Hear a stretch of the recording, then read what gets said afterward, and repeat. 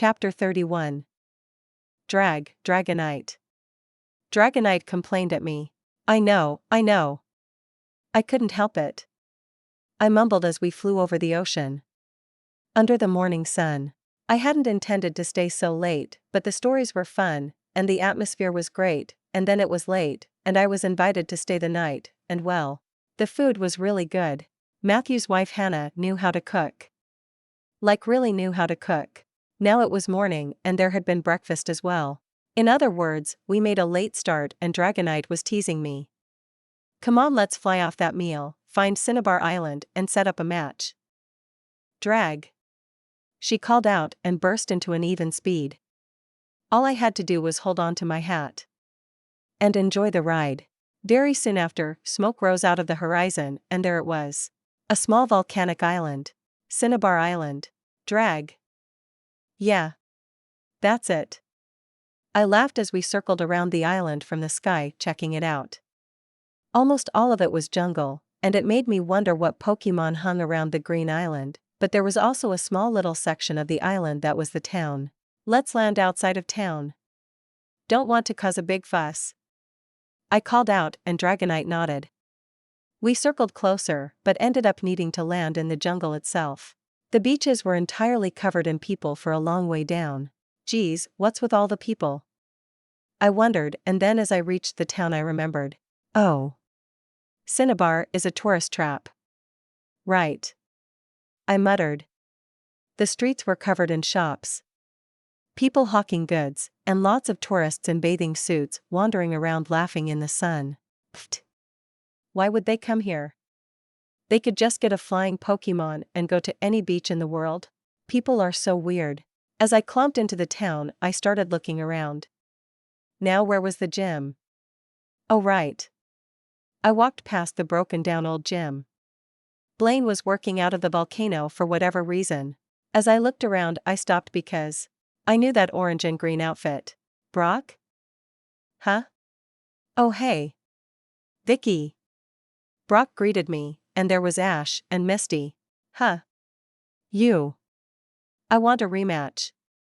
Right no dash. Ash, we are here for the gym, remember? Misty snapped at Ash and he backpedaled, but I just laughed instead. I'll be happy to fight you, Ash, but I'm looking for Blaine's gym as well. At least the real one, and not this old thing. Oh? You know the gym resting on your nose is just heat haze? A voice spoke up and we all turned. Long wig, dark glasses, and a sort of hippie? Was that a thing in the Pokemon world? Drugs and stuff? I actually didn't know. I'd be careful. But regardless, I knew this man. From the anime, and since Koga had warned me to come here. It's not like I hadn't seen pictures of the former champion before Lance before. Well, pictures without the wig anyways. Oh hey Blaine. I greeted, hand raised casually, and the old man jerked and looked around to make sure no one else had heard. Ah. The former champion, master of the flame, is dash. Right in front of me. Koga mentioned your secret gym, but that I would need to gather information on it. It's in the volcano. Isn't it? I asked, and the man literally sputtered in denial, before his shoulders fell. How did you know? You're a fire-type specialist, I said, trailing off and just rolling my hand a bit in a circle as if that should explain everything. It totally did too. Of course his secret gym was in the volcano. I understood Pokemon trainers pretty well. Most of them were absolutely crazy. Live in caves, as rock specialists. Or practically be born for water. I side-eyed Misty. It would be like hearing of a secret water-type gym and not immediately checking the rivers nearby. Obvious to anyone. Also I had seen the anime. Wait. This is the gym leader. I'm Ash Ketchum. I dash. Hold on kid. Just hold on. Blaine offered with a sigh, I'll deal with you in a minute? He asked me, and I nodded with a thumbs up. Very well. Ash Ketchum. I don't accept challenges from just anyone anymore. Not after this town was ruined by fools more interested in trinket trash than Pokemon. Normally I offer some riddles and see if someone can earn their place, but that didn't quite work out. He glanced to me. What? But. Ash started whining, but I actually interrupted. That's not entirely fair, that means this is my mistake, not his. Ash is a little unfocused, but he's good with Pokemon. He's worth giving the challenge to. But if you aren't sure, how about we give it some time? I'm not really in a rush. So how about I hold off until you decide if you want to give Ash a try? I'll, stake my chance on it, I said, nodding. While Ash was a shit at times in the first season, he was a good trainer. And deserved a fight. Besides, he and his Charizard needed this. It was one of the times they worked together, and I wanted to fight that Charizard when it was actually working with its trainer someday. It was a powerhouse. Heh. I guess I was getting that trainer competitiveness as well. Wah. No. Vicky, don't do that. Ash is a moron. Misty screeched, and Ash turned to glare at her, from where he was looking at me, looking thankful, and a little embarrassed. Brock looked concerned too, but didn't say anything. Heh. That's something I haven't seen before. Alright. Here. He reached into his pocket and gave me a tissue packet. The riddle in. That's right. I run in on the island in my spare time. There aren't any openings for lodging anywhere else on the island. I only invite trainers that I think have a chance. Stay the night tonight. We'll see. Thank you, Champion Blaine. I said the last part quietly, bowing. Former champion. Wait, what? Ash asked, shocked at the reveal, but as expected, Brock and Misty probably actually paid attention to school. Or the news. Or just anything besides Pokemon. Even stuff directly related to Pokemon. Or remembered Pokemon he had seen before. Okay, Ash was not the smartest cookie, but he had good instincts. They both knew who Blaine was and gave him a bow as well. You're embarrassing me. I'm just a gym leader now. Prove to me you are worthy of a challenge, young man. I look forward to it. Wait. How do I do that? Do I need to battle someone? Boohie's just walking away. Ash whined and I laughed, ignoring him to offer a hand to Togepi, who seemed delighted at the attention and grabbed onto my finger before shaking it up and down. How cute. This is Togepi. Yeah, I know. Very cute. She'll be a strong one once she evolves. Her metronome giving you trouble? I asked, as the little one played with my finger and I smiled brightly at her, which she returned. What a little cutie. Wait. You know about Togepi? How? Even Professor Seras doesn't know anything. Misty demanded, and I looked up to her. I know lots about Pokemon, I said, smiling. She looks like she is doing great. Just be her friend, and she'll evolve eventually. Misty seemed confused at my words, although Brock had heard me too, even ignoring Ash's pacing that was filled with muttering as he nibbled at his thumb. He was trying to think of a way to impress Blaine. It wasn't going well. But I asked, how did you know? She asked, but I just ignored her, looking to Brock. You look good, Brock. How's the journey been? Heh. It's been an adventure. I wouldn't change it for the world though. He offered, and I smiled at that. How about you? Catch any new Pokemon? Well, you know about. Oh. Yes. My big blue heart. Oh gosh, do you want to meet him? He's the sweetest baby. I said, delighted, practically bouncing. Wait. Challenge me. If I beat you, Blaine will accept my challenge for sure. Ash, you idiot. I don't think that'll work, Ash. Brock added, but I shrugged. I don't think we'll figure out what Blaine wants today, but rather than just stand around doing nothing, some training battles sounds fun. How about we find someplace and go to it? Yeah. Ash cheered, seemingly perfectly happy now that he had a Pokemon battle to experience. What a funny guy. But that could be hard. The jungle is pretty dense, and people are everywhere on the beaches. There has to be some place to have a Pokemon battle on the island. He decided and started, running around looking. On foot. I mean, sure his Charizard doesn't listen to him, at least I think it doesn't. Some things were different after all, but like, you have a flying type Pokemon Ash. For a Pokemon trainer, he kinda forgets he's a Pokemon trainer sometimes, huh? I asked his companions, and both sighed, chin dropping to their chests. Yep. We eventually found an out-of-the-way area that was either a Pokemon lot or a tennis court. Ash Ketchum. I Victoria Ferrous accept your challenge. I called out, earning a smirk from the boy as we faced each other. Well, get ready to lose. How many Pokemon? I have 6 Pokemon. He said, sounding proud, and I just nodded. Well, I only have 5. But that's fine. Let's do 6 on 5. What? I don't need a handicap. Yes, you do. You do. Brock and Misty both chimed in and Ash turned on them, but I cut him off. It's fine. It's an advantage, yes, but you caught more Pokemon. So you have more Pokemon for battle. It's a good thing, an advantage you earned. Heh. That's right. I'm the better trainer with 6 Pokemon. Ash, Brock muttered in irritation. But I just looked to him and smiled, and he nodded. 6 on 5 battle. Trainers ready? Begin. I threw, and Ash called out. Go Pidgeotto. My ball released and Arcanine took the stage. Sorry, if I don't start with her, she gets moody. I answered, but no one really heard. Brock, Misty and Ash were all reacting. Despite having seen her before, Brock was examining her with his eyes, Misty was sighing at her fur, and Ash, what was that Pokemon again? He muttered, having pulled out a paper Pokédex and was going through it. Ash. That's an Arcanine. Misty yelled at him. She's a fire type. I called out to inform him of the obvious, and he looked up in surprise and flashed me a thankful smile. Right. In that case. Pidgeotto use Gust.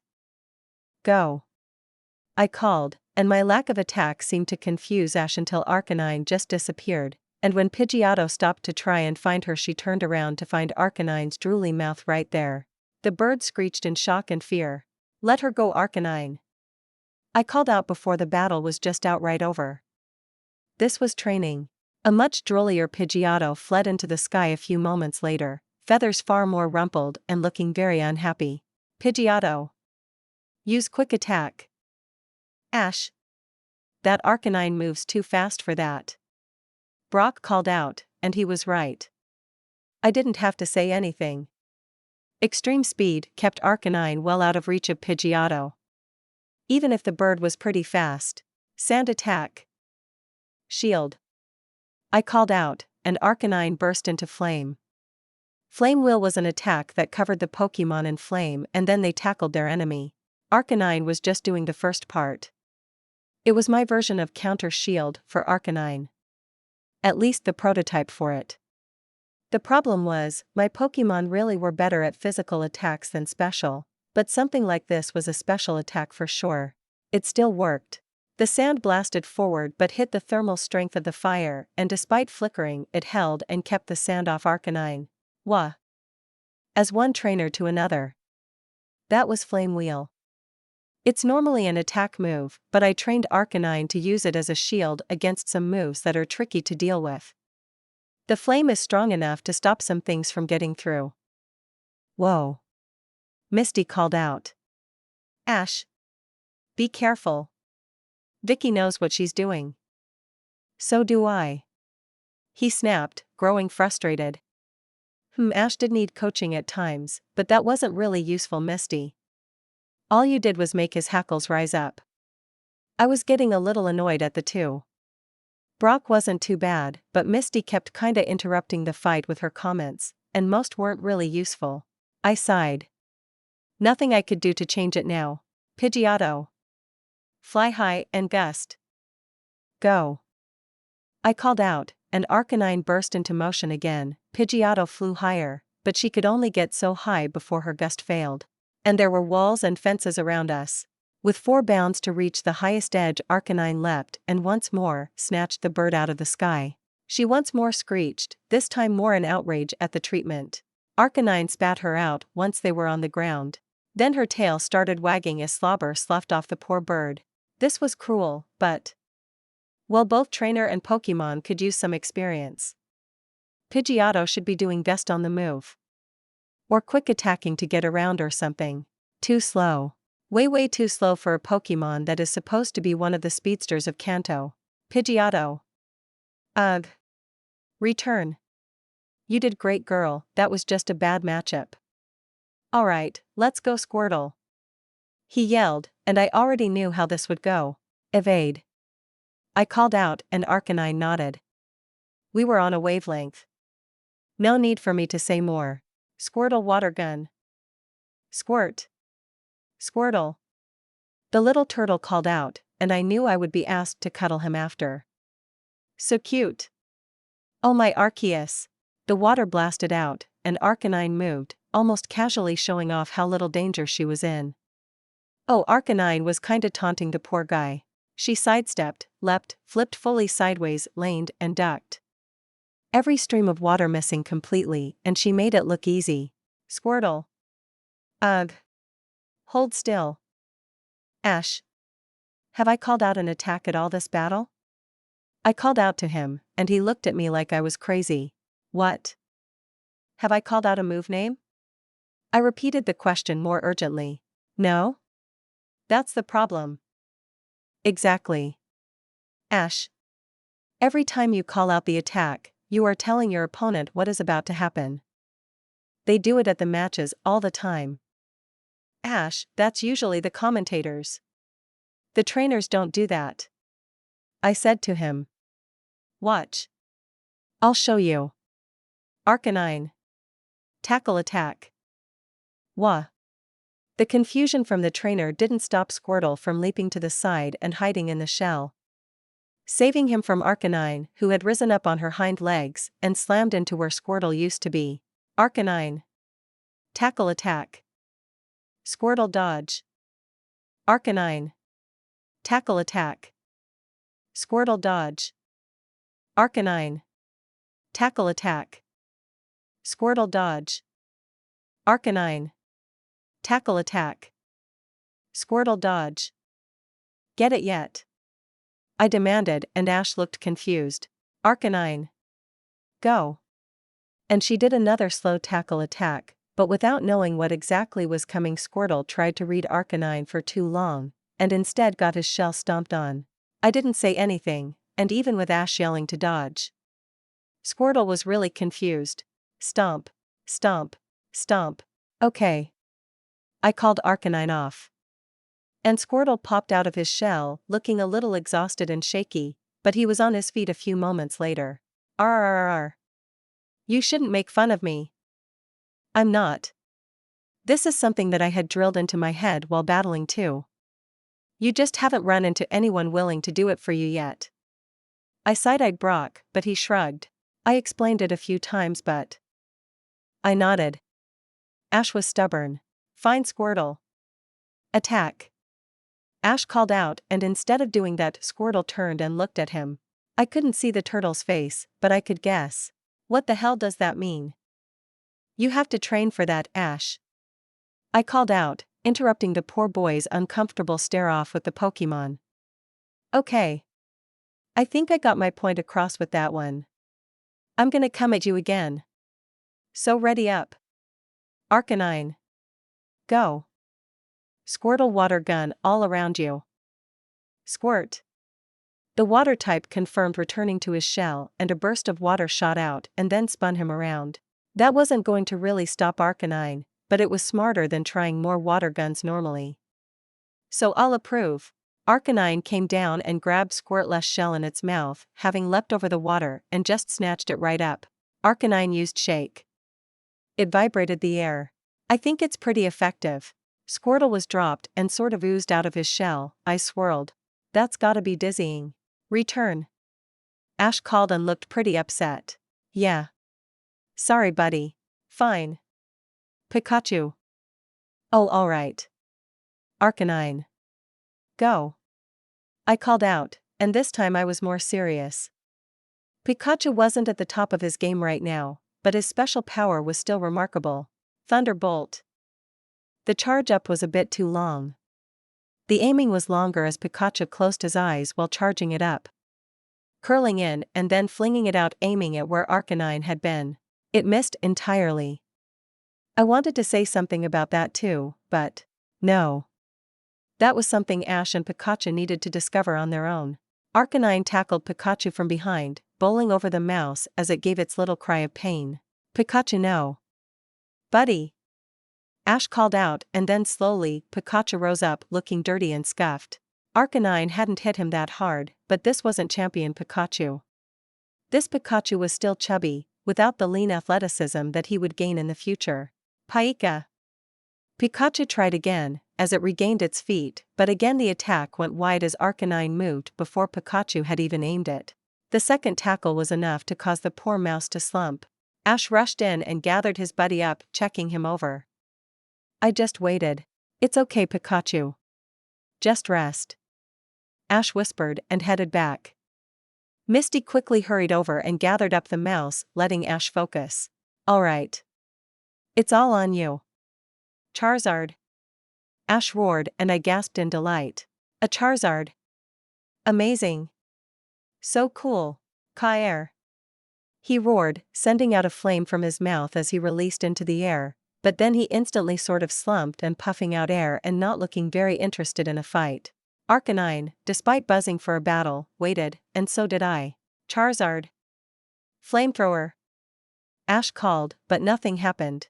Yeah. That's what I was afraid of. There was a moment where we all just kinda waited. Wind blew, and a little dust swirl blew over the court. Charizard.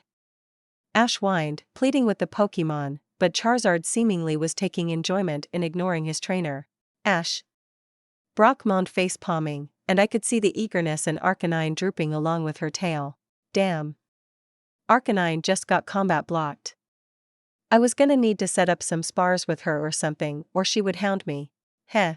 I shook off the pun and was about to speak when a voice cut in. Hey. You kids. This isn't a battle stadium. I'm calling Officer Jenny. Don't you move. Shit. Cheese it.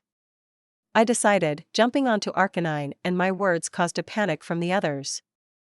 Ash returned Charizard and booked it along with Misty and Brock, and all of us ran off. So. Why did we run again? Misty asked, gasping for air. Mostly because it seemed more fun than sticking around. I admitted, and got a glare from the girl at that. But Ash was quiet, holding Pikachu, which was being looked over by Chansey, and glaring at the ground. Yeah. How about we split up for a while? Meet up at the Riddle Inn tonight? I asked the group. I could just go do my own thing for a while. I really wanted to dive into the ocean around the island, and explore the jungle. Ah. Oh sure. I wanted to see your Milotic. Misty grumbled, and I just laughed. Well, if you want to come with, I'm fine with it. I wouldn't mind going scuba diving to see what Pokémon are in the ocean around here. Oh. That would be so fun. Misty called out, looking delighted. She turned to the boys and noticed that Brock looked a bit iffy about it, but Ash was off in his own mind. You go, Misty. We'll meet up tonight. I'll stick with Ash. We can do some guy stuff. Brock offered, smiling, and Misty's smile was bright as she nodded. Oh. Brock, will you? Sure. I'll take care of Togepi. I don't think she'll like diving too much. He laughed, and then Misty handed over her baby, and I nodded, patting Arcanine. Come on, we can ride back to town, find some diving business or something. Unless you have gear? I asked, and Misty shook her head. Not on me. That would be perfect. The redhead climbed on the back of Arcanine, who easily took our weight, and we were off, leaving Ash and Brock in the small alley we had hidden in. Glad I got out of there. Ash was kinda difficult to deal with. Chapter 32. Ah. I'm so excited, I haven't been able to go diving in a while. Misty exclaimed as she stepped out of the changing room on the beach. The service she had used was a tourist trap sort of place. So it was expensive. But going diving around the island had been worth it. I was back in my wetsuit with my rebreather. standing just outside. I did quickly finish putting my bag into the lockers. Although I had a smaller bag I had bought full of pokeballs in case I found something to catch. Misty looked at me, with my small rebreather, while she had one of the much larger ones with a sigh. Too bad this equipment is so old.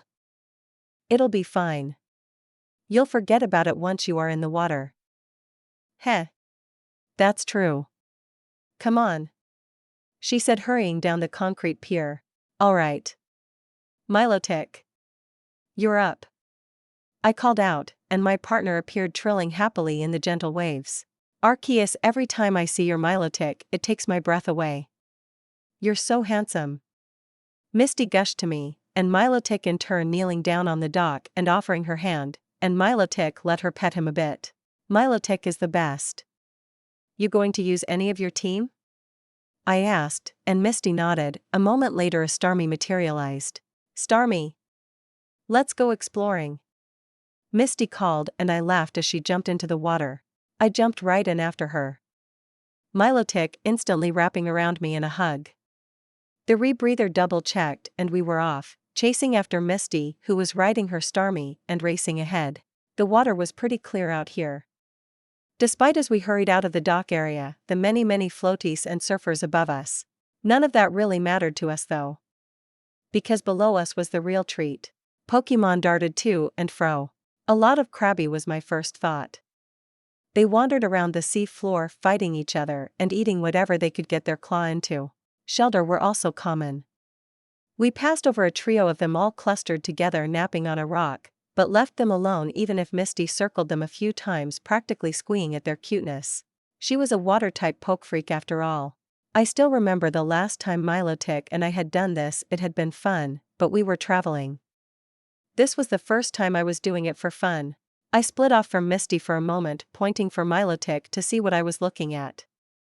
There, a small group of seal were swimming around together, snapping off crustaceans and things from the sides of rocks, and mostly just playing. So cute. They startled at Milotic's appearance, but when it was obvious I wasn't a threat, they were soon swirling in the water around us, spinning and playing before zipping off into the ocean. We passed by a Magikarp as well. Just swimming around mindlessly.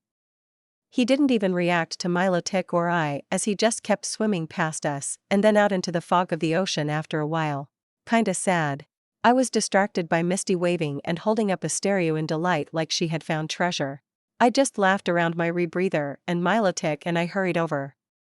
The stereo was pinging, and Misty's much bigger Starmie seemed to be responding, but even I had no clue what they were saying. Misty seemed perfectly content to hug the Pokemon regardless. Something caught the corner of my eye, and I looked, gasping. Corsola. I waved at Misty and pointed, and she seemed confused as I hurried over to the pink Pokemon resting in the sun. Misty didn't look very interested as I approached, but the Corsola quickly zipped away at our approach, and I didn't want to scare it. But Misty practically tackled me out of the way as Starmie chased after it. I looked over to Milotic, who arched his head to meet my eyes, and we both burst into giggles. The look of desire on Misty's face had been hilarious.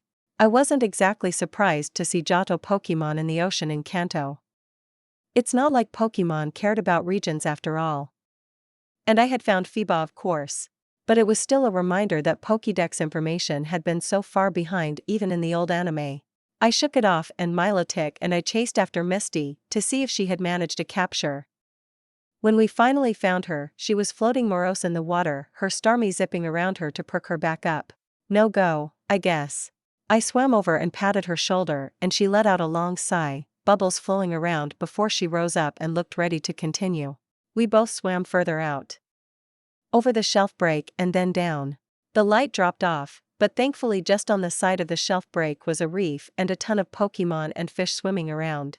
Misty this time pointed, and I nodded as we swam over an octillery that quickly crawled into the reef to hide. Remoraid swam around in big schools, and I watched as they turned and blitzed a school of fish. Their water attacks killing a fish each, and then the school simply swam through and each picked up a fish to eat on the go. Cool. Misty and I explored the reef for a while, finding even things like Goldeen in some corners, and a sea king that was defending its territory. I guess even if they were more river fish, it wasn't like Pokemon cared about salt or fresh water. I giggled as Misty absolutely geeked out at the seeking eyes practically sparkling as she watched him swim around protecting his territory. Milotic and I left her to it, instead exploring around the reef. Pokemon ducking away from his massive form, but there were some that didn't mind.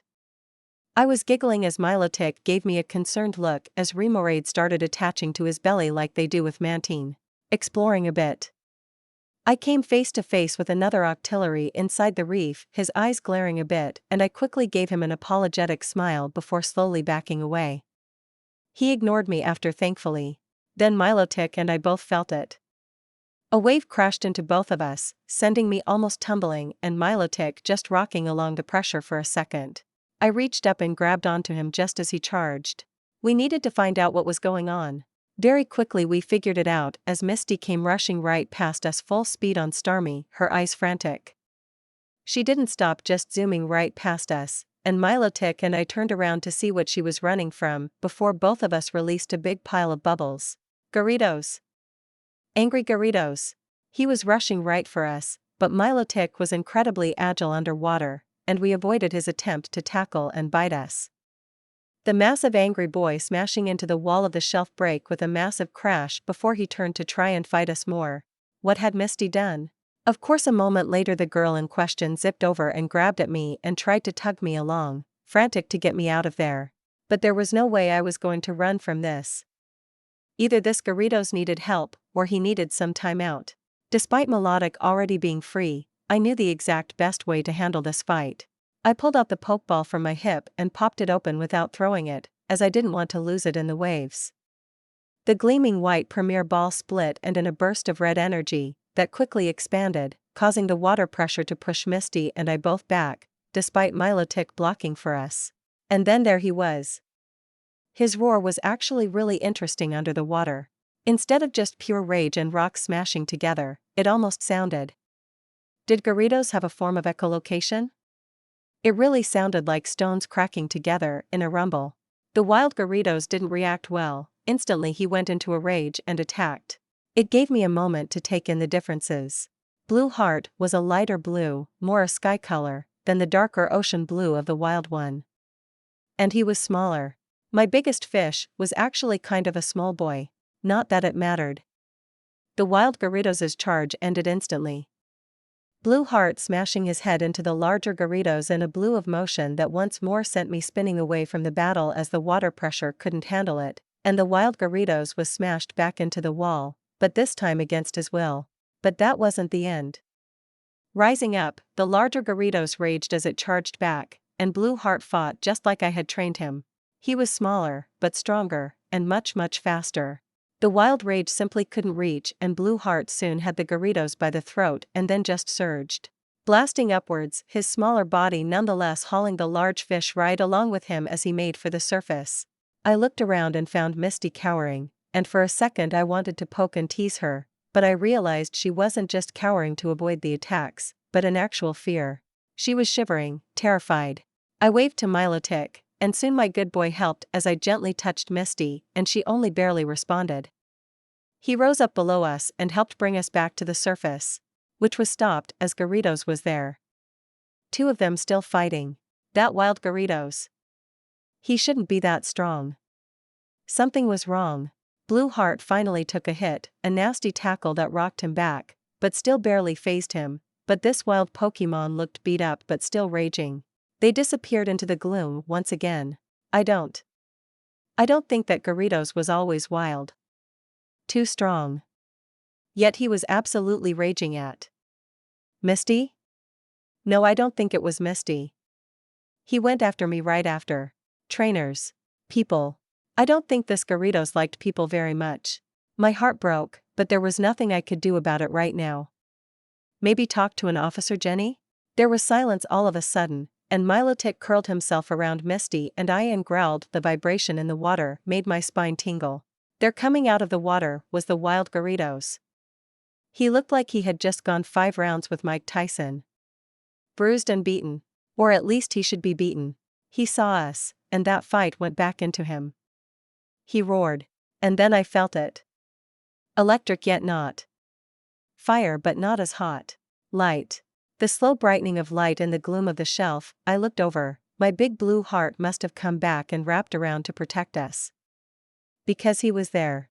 I wouldn't have been able to see it on land.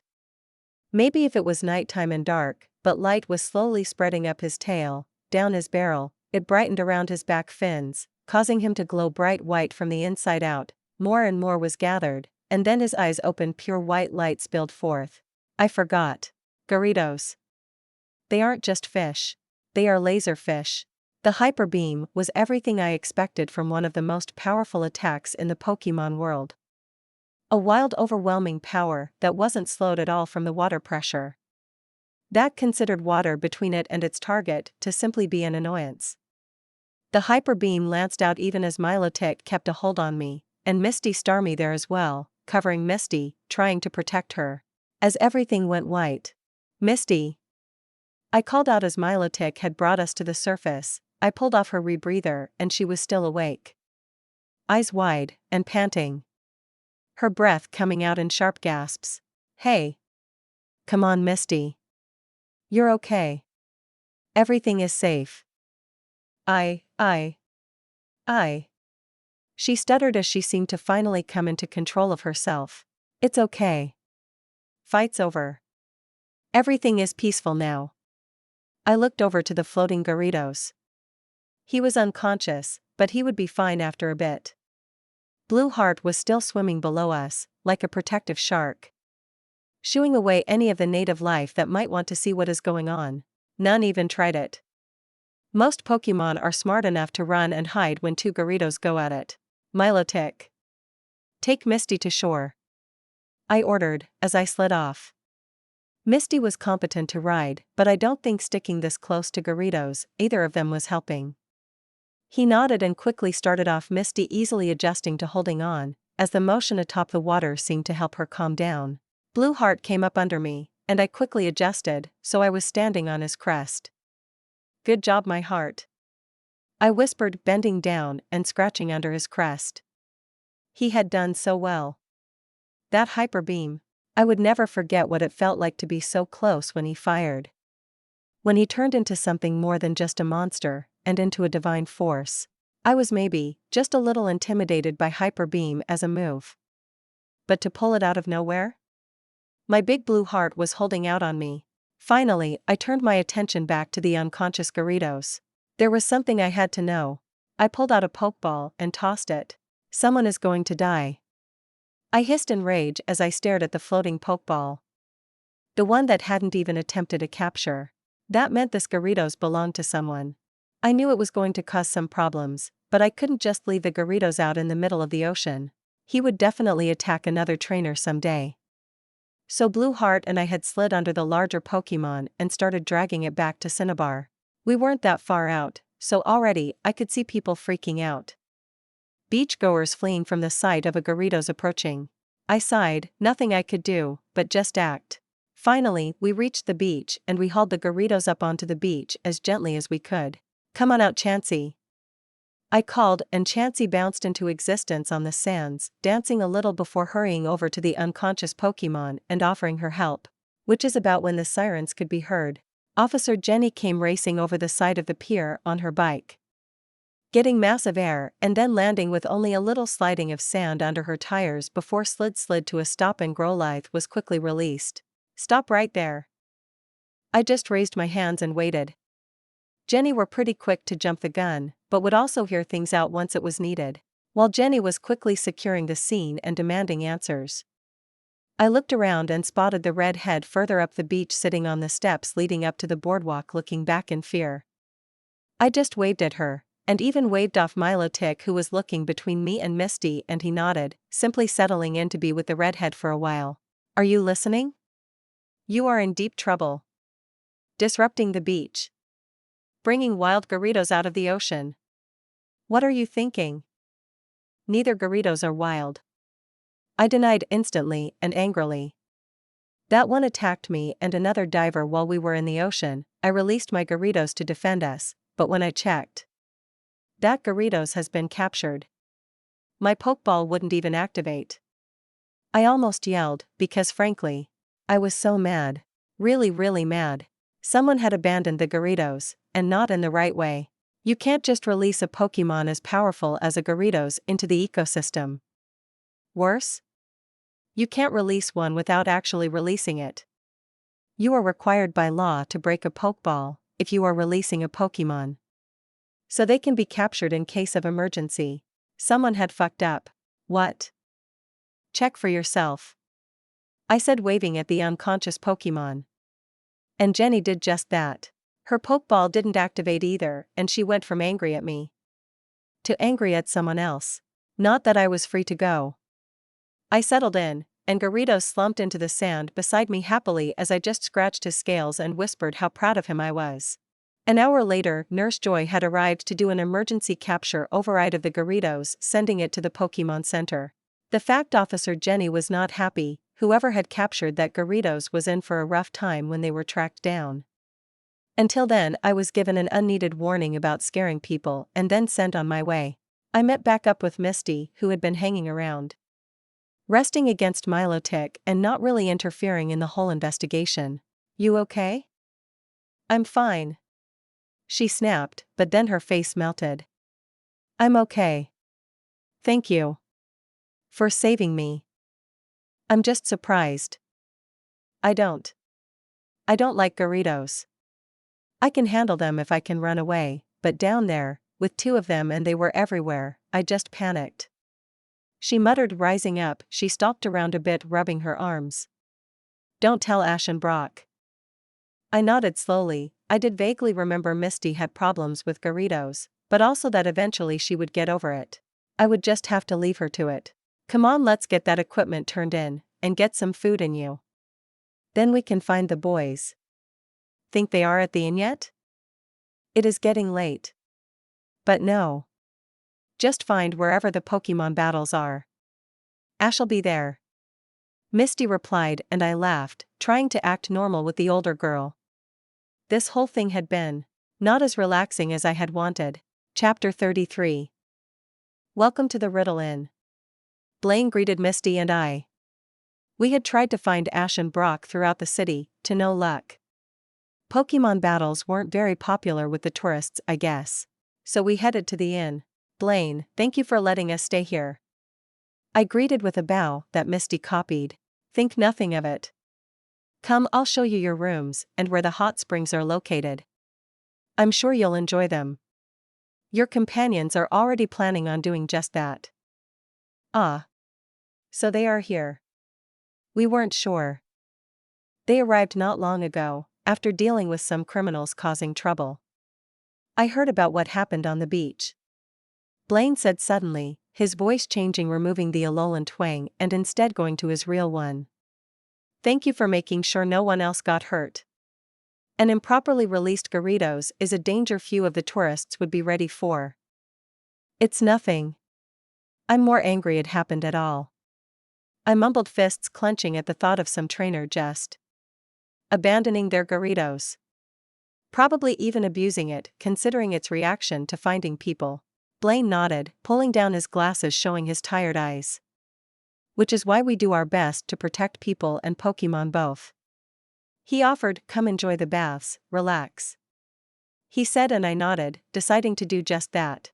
This is nice, I muttered. Japanese baths, and more importantly, these were Pokemon friendly. Not that everyone wanted to enjoy it. Dragonite did. She was sighing happily as Milotic hung out behind her. He didn't have any interest in the hot water, but they were cuddling and being sappy. Chansey was loving it. Sitting beside me, both of us with a cool towel on our heads, just soaking. Arcanine was resting with her front paws in the water, doing little doggy paddles. The heat didn't bother her at all, as she just enjoyed the atmosphere. Gyarados hadn't had any interest in the springs either, and since Misty was joining me with her team, I had let my blue heart know that I loved him very much through the Pokeball, but he had been happy to stay close to me in ball form. It's so nice, Misty agreed from the other side of Chansey. Who? A voice called out, and I blinked as there was a splash through the bamboo barrier. Hey Ash, don't do that. This is a hot spring, Brock's voice called out just after. Sorry, Brock. The boys' voices carried over, and I laughed at the noise. Ash. Don't cause trouble. I don't want to get kicked out because of you. Misty instantly roared, disrupting the peaceful atmosphere. Wah, Misty. Hey, you missed it. Team Rocket showed up. We sent them packing and Blaine agreed to a match. Ash called out and I nodded, fully expected. As if Team Rocket wouldn't be the catalyst for Ash getting what he wanted. It was like clockwork. Oh. Well, that's good. When is the match? After dinner. Misty nodded at that and settled back in. I guess you won't lose your chance to fight Blaine after all. I was never worried. I answered calmly, not even opening my eyes. Hot springs were so relaxing. Chancey chance. Yeah, this is the life alright. Think we could find some hot springs around home? I asked jokingly, and she tittered. Ash's match after dinner, huh? That should be interesting. I surrender. Ash yelled out, clutching Pikachu, who had been burned from Blaine's Magmar. Powerful. If my Pokémon were all physical monsters, that Magmar was a special attack monster. Just its fire body was enough to deflect attacks. The heat alone enough to protect the Pokémon from attacks. Blaine looked to me, and I looked to him. That Pokémon wouldn't be the only one I would have to face when we battled. I nodded, and he smirked a bit at that. It seems I would have my battle with the former champion sooner than I thought. But before that, we had injured Pokémon. Chansey was released, and her happy cheer startled Ash out of his freakout over Pikachu, and soon enough, the mouse was already stirring. It seems we still have time for another match. Blaine called out, and there was a surprise that rippled through everyone but me. Ash'll probably be ready for a rematch before you know it. Are you sure you want to battle now? I asked. But I knew the answer. I recognized the look of a Pokémon trainer ready to rumble. Now. I nodded. Stepping forward to take Ash's place, the boy looked shocked before nodding as he and Chansey settled outside the ring next to Misty and Brock. Blaine. Let me face your strongest team. I call out and Blaine stares at me for a while, before his lips curve into a smirk. Very well, I Blaine, gym leader of Cinnabar Island, and holder of the Volcano Badge, accept your challenge. 6-on-6, no returns. Magmar. He called out and I took a moment to settle into my spot. This was probably the worst possible battlefield arena for me and my team, I realized. Lava below a hanging arena. Literally, the arena was suspended over a pit of lava. Damn fire-type trainers being so extra. My Lodix dig would be useless. The arena was small. No places to hide. The heat would stop a lot of terrain moves from working. Plus the ceiling was low. This entire arena trapped two Pokémon close to each other. I realized suddenly that was the point. Blaine was an old-school Kanto trainer. Where Koga was the kind of guy to do everything to win. No matter how dirty. Blaine was the type for direct, overpowering battles. He wanted to pit Pokémon head-to-head, and see who came out on top. A Kanto ninja and a Kanto champion. Blaine wanted the direct in-your-face brawl. If Koga tested a trainer's ability to use their Pokémon abilities in a wider range. Then Blaine just wanted to know if you had the power to fight back. A direct, head-to-head face-to-face battle. An arena that limited tricks. I looked to Magmar, and grimaced. Its flame body was a huge negative to my team. Sure, Milotic might actually be a solid choice with his Marvel scale, but with how hot it was. I wasn't sure a water type was the right choice. No. As always, there was only one choice about what Pokémon starts off the fight. If Blaine wanted to fight like Kanto trainers, I had no choice but to oblige. But I wasn't sure he was ready for my overwhelming force. Arcanine. I roar, releasing her, and she roars along with me. Blaine and my eyes met. Go. Defend. The white-hot image of Protect slammed into place, just keeping Arcanine back, but I noticed instantly it wasn't a normal Protect. Magmar had raised up its heat haze. If Arcanine had been a normal Pokémon, it definitely would have been burned just touching the Protect shield. That was cool. But Arcanine was immune to fire-type attacks, something Blaine should know, even with how rare Arcanine were. Growlithe had flash fire too after all. Don't let up. Magmar. Blaine demanded, and he did something I cringed at. The arena they were on was suspended above the lava above a damn volcano, because Blaine, being a fire-type trainer, was extra like that. But the lava suddenly surged up, splashing up and covering not just Magmar and sending Arcanine away with the force of it. But Magmar seemed to coat himself in the lava. Lava plume. He informed me, and I grimaced. Lava armor? That was a neat trick. But Blaine wasn't ready for Arcanine. This move would be excellent against a Growlithe, giving extra defense. Arcanine wasn't going to be bothered by this level of temperature or defenses. Yet it wasn't just an attack on Arcanine. Like all the high-end matches, the move didn't care if it hit me. The heat alone was enough to make me gasp, just to keep breathing, but I was also forced to step back to avoid literally molten lava hitting near me. Fuck you too, Blaine. You bitch. Enough playing. I called out, and Arcanine moved. Arcanine slammed into the fire duct with bone-crunching force, completely ignoring the lava armor. Even Blaine looked shocked as Magmar yelped. Dark energy of a crunch slamming down onto him as Arcanine caught him in her jaws. Magmar's heat, which normally blocked attacks from hitting him, was completely penetrated by Arcanine and her dark energy fangs that crunched down into him. Extreme speed was still king. Magmar was quickly slammed into the ground once then twice as Arcanine didn't let up. The duck struggled, blasting fire all around it, but Arcanine ignored it. In fact, it only made the flames coating my doggo burn brighter and hotter. Blaine noticed though. Cough. He demanded, and I blinked, unable to parse out what was happening, before suddenly Magmar did indeed cough and a surge of purple poison fog burst forth right into Arcanine's face. Smash him, I ordered. It was too late to try anything besides just do as much damage as I could. Punch, Blaine ordered.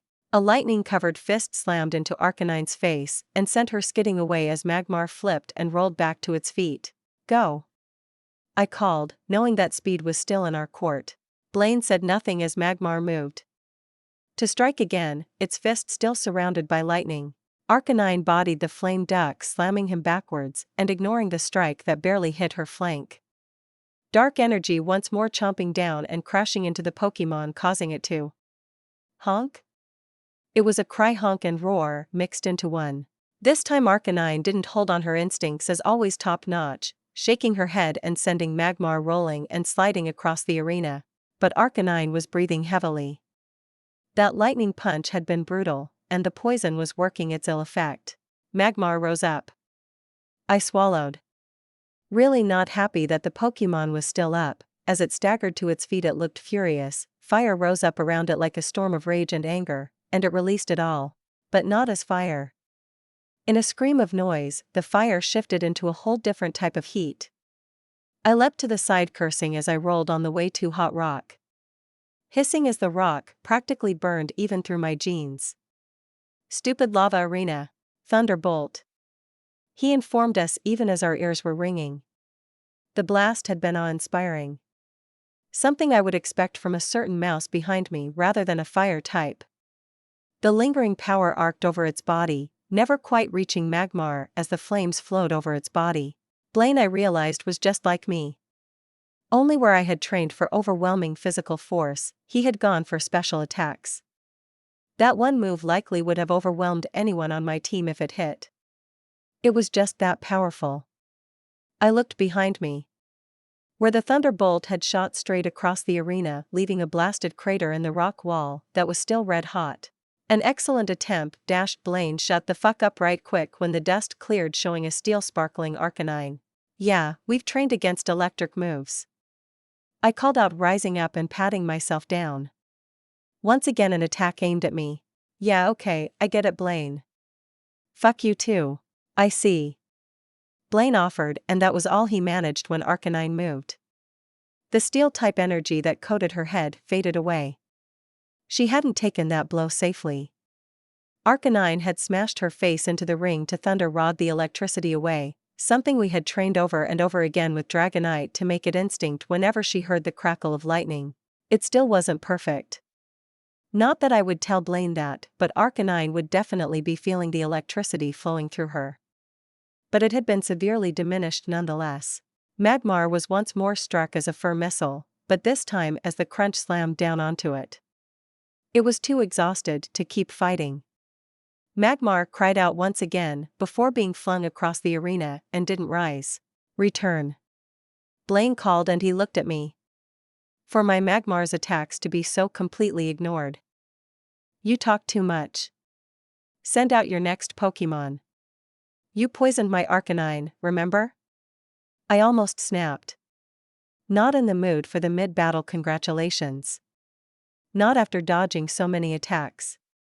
Even Surge hadn't been this specific about setting his Pokemon in a way to aim attacks at me. Of course. Forgive this old man's musings. He offered with a nod and flung out another Pokeball. Rapidash. The Pokemon cried out as it appeared, and I couldn't help but gasp. Rapidash. It was a unicorn. I want one. I shook it off. Focus. Begin. Blaine called out, and Arcanine didn't wait. She was flagging, but it didn't matter when speed was still on her side. She slammed into the Rapidash, which shrieked at the blow, but it was a well-trained monster. Despite being tackled, it stomped out, its hoof catching Arcanine even as her crunch slammed down, sending her sprawling away, and Rapidash rolling and then quickly slamming back to its feet. Arcanine. Do it. Once more Rapidash moved, trying to dodge the attack that was coming, but even as one of the fastest Pokemon in Kanto, it simply couldn't keep up. Maybe if it was a short race and Rapidash had time to build up speed, but the arena was small, and Arcanine was queen of both endurance and short burst speed. The Rapidash was slammed into so hard with crunch, that it actually went fully out of the arena, Arcanine bodying the horse right off the stone arena. Its hooves, just not able to get a grip to save it. For a moment I thought that was it, but instead of a ring out, Rapidash whinnied and fire burst out. I had always considered what kind of crazy shit a Pokemon that focused on pure special attack power could do compared to my team. Now I knew. Rapidash was firing out a torrent of fire from each of its hooves. The four flames surging downward with so much force that it actually raised the Pokemon from over the edge, and then it cut out, letting it land with a loud clop clop clop of her hooves on the arena. That was fucking cool. Whoa. The audience behind us called out, but I grimaced. Arcanine. I called out, and she turned, her mouth was frothy. She was panting, and she looked a little purple. Our eyes met, but as much as I could see her desire for more. More battle, more action. I watched as her hackles lowered and her head fell. She gave out a rather icky cough and puked up something onto the arena. Arcanine withdraws. I called and Blaine looked pleased. But I didn't pull out a Pokeball. Arcanine still had some energy, and she leapt out of the arena, landing next to Chansey, who instantly started helping her. The poison would be cleared out in moments, letting Arcanine at least watch. Go. I called out, releasing my next choice. Drea. Dragonite roared in excitement at being able to battle again. Ah. There it is. The rumored Dragonite. Blaine called out, but while his words were neutral enough, I could sense the hostility in them. He nodded to me, and the battle was on. Water. I called, and Dragonite nodded, as she buzzed into extreme speed, just like Arcanine. I could hear the sigh of irritation from across the arena as Rapidash was once more outsped. The attack slammed into the fire type that had raised up its flames to block it, but Dragonite Water Tail hit like a truck, sending the Rapidash skidding across the arena. Its hooves just weren't made for this stone, I guess. All out. Blaine demanded, and suddenly the Rapidash that had been floundering turned into an inferno. So bright Dragonite was forced to look away, but that was the one moment she shouldn't have done that. In one moment to the next, Rapidash went from across the arena to slamming into Dragonite's stomach. The noise of the blow echoed around the caldera, sounding like a high-speed car wreck. Flare Blitz.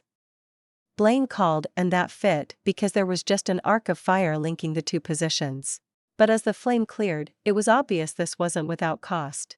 Rapidash fell to the floor. Dragonite didn't look like she was doing too great either. Panting a bit and wincing. That was with multi-scale giving her the first hit protection. Damn. My Pokemon had physical power that shocked my opponents, but it wasn't like other Pokemon couldn't get that strong as well. I shook it off as Blaine called out his next Pokemon. Gruel. The rather large Growlithe roared out as it took the field, and my eyes narrowed. Growlithe was a weird matchup for Dragonite. Blaine and I both nodded at the same time, resuming the battle. Destroy the dragon. Blaine called out. Overwhelm. I called back. And instantly, Dragonite was across the field. Extreme speed was a move that was simply too much for most Pokemon to handle. But this Growlithe might not have evolved, but he was still a champ. The attack slammed into a protect, and the moment Dragonite was free, they both reacted. Dragonite throwing out an Aqua Tail, smart enough to know when to switch to that move. But then Growlithe took the hit and retaliated with something I wasn't expecting. Play rough. Blaine called out in excitement as Dragonite yelped at the attack, smoke blocking them both from view, and suddenly there were noises of Dragonite taking hits before she was sent flying away. So you figured out Dragon type's weakness with Fairy. Cool. Dragonite into the sky. I roared, and Dragonite responded, bursting from the earth straight into the air. She almost instantly reached the ceiling of the caldera, hovering right at the top. She was on her last leg already. I grimaced as she was panting heavily. Thankfully, the weakness with an attack like Play Rough was it was a close-up attack. Not something you can do from range. Dragonite would be at a weakness at range. Unless full power. I yelled, and Dragonite held as her body glowed an overwhelming orange. When her mouth opened and an orb of pure destruction freed itself, I could see Blaine panic. Protect. I just snorted and then ran. Quickly jumping up and then behind Chansey and Arcanine. Chansey. She muttered to me a little annoyed, but I just shrugged. Ash and Co were wondering what the hell was going on. Bluntly? I was paying Blaine back for all the times he had attacked me. The orb split, and then rained down. More and more orbs of power rained down, and when the first one hit, the entire volcano rocked. Again and again, the force slammed down, and I could hear the poor Growlithe yelping as the arena it was on suddenly began cratering and rocking violently. Chansey used Protect to keep a few stray orbs from hitting us, and that had Ash and his friends yelping and diving for cover as well. Then it was silent. I poked my head out and Chansey gave me a not entirely kind shove back to where I should be, which I hurried over and stood in place. The whole place felt like it was one moment away from disaster. The arena no longer stretched across the lava, instead one edge had broken loose and was now hanging into the lava. Blaine, I noticed, poke his head out from behind a rock on the other side of the arena, and then stood a little too casually, brushed himself off and walked over to retake his place. I had to return Growlithe. He offered simply, and I nodded. Looking to the rather precarious arena. Now what? Now? The battle is over. This location is no longer safe to continue. He offered without any real emotion, simply continuing to wipe down his shirt from the dust. Oh. Yeah, probably don't want to cause an eruption. I muttered, realizing that might be a bit more than a concern. No, we don't. Which is why we don't usually use indiscriminate bombardment attacks inside an enclosed space. Blaine offered, voice still casual, and I got the feeling that had been a bit more pointed. I just ignored the critique. Yeah, only someone really asking for it would keep using area attacks in such a small place and piss off their opponent, huh? I chirped, so sweetly it was almost a toxic attack all on its own. Blaine watched me for a moment before snorting in amusement. Chapter 34. Blaine led us all out of the destroyed arena. Ash and company were really quiet, each of them seemingly taking in the battle they had witnessed with a silent awe. Finally, we were all settled around a table in the inn's main room and Blaine sat waving at me to sit. Due to the circumstances, I am calling the gym match complete. He said immediately, and I blinked. I mean, sure that was his arena, but couldn't we just go out and finish somewhere else? He had his volcano top arena too, right? I remember it from the anime. Oh. When do you want a rematch? I wasn't really planning on staying for very long, but You misunderstand. The match was your victory. He offered, and I took a moment to notice how tired he looked. He wiped a hand over his face. Koga was right. You have what it takes. If Growlithe had managed a win against your dragon, I might consider continuing the match, but as I had to withdraw him, that means he is out. I hit you with my best Pokemon against your team right at the start. You could have still won. I offer back. It's not about winning or losing, Victoria. He offered, I am old. Despite what it looks like, my Pokemon don't have the might we once carried. They are still battle ready, but I am old. I no longer have the will to truly lead them any longer. No. You proved to me you have the spirit. Kanto has made its mark on you. No matter where you go, who you battle, they will all know that the power of Kanto lives on. What? Ash asked, interrupting, although Blaine didn't seem annoyed. He instead turned to Ash, and waited, and so Ash resumed his question. What does that mean? Heh. Children these days. It is the Cantonese philosophy of Pokemon battles, young Ash. Overwhelming might. No games, no tricks. We train our Pokemon for such power that all such strategies are useless. You saw that in our battle, did you not? Do you think most tricks would work against young Victoria's power? Her might? No. He said with a chuckle, but I frowned a bit. But don't take that as the only way to fight. I interrupted Blaine. I looked to Ash. Having strong Pokemon is great. Your Pikachu is like that, but don't just rely on that. Figure things out. Try new strategies. Pokemon trainers can't become complacent, I laughed, because that was one of my own weaknesses. Koga left his mark on you. Blaine grumbled, but I shrugged. Koga was a good teacher, but I don't think I'll ever battle like him. Nor should you. Blaine grumbled, and I just sighed, leaning back. I guess that means I won? So do I get a badge? I asked then, after fidgeting in place for a bit. Oh yes, of course. You defeated me truly, don't take the early ending of our match as anything but a victory. You proved you have the strength of a volcano, young Victoria. So now I give you this. And Blaine pulled out a badge. The volcano badge. With star. Become the rising star of Kanto. I'll put my hopes on you. I took the badge, but winced a bit. All of these old guys really put too much on my shoulders. I'll do my best, but that's for me. I'm not battling for anyone but myself. He smirked and nodded. Good. Forge your own path, with the fires of a volcano hardening your resolve. Ash, Misty and Brock were oddly quiet. The boy looked a little shell-shocked, and was kinda slumped into his seat. While the two older trainers simply were taking in everything that had happened with a focused air. I kinda wanted to say something, but at the same time, I rose up. Thank you for the battle, Blaine. I offered before turning to Ash. I'm going to head out. Ash. Everyone gets stronger at their own pace. I know you have potential. I look forward to the day that you truly come into your own as a trainer. That day? I'll be there. I offered him the only thing I could. Respect. Despite him being a little shit now. This was still the kid that someday won it all. Leaving so soon? Yeah. I'll hit the Pokemon Center, and probably fly out tonight. It's late, but, I shrugged. I wanted to get away from this island. Even if I had intended on exploring the jungles, I kinda just wanted to go home. Then.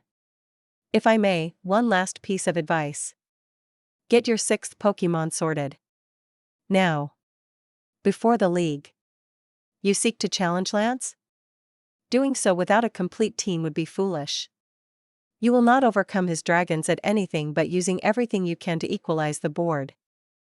I already knew that, but I kept the sarcastic response to myself instead, just sighed through my nose.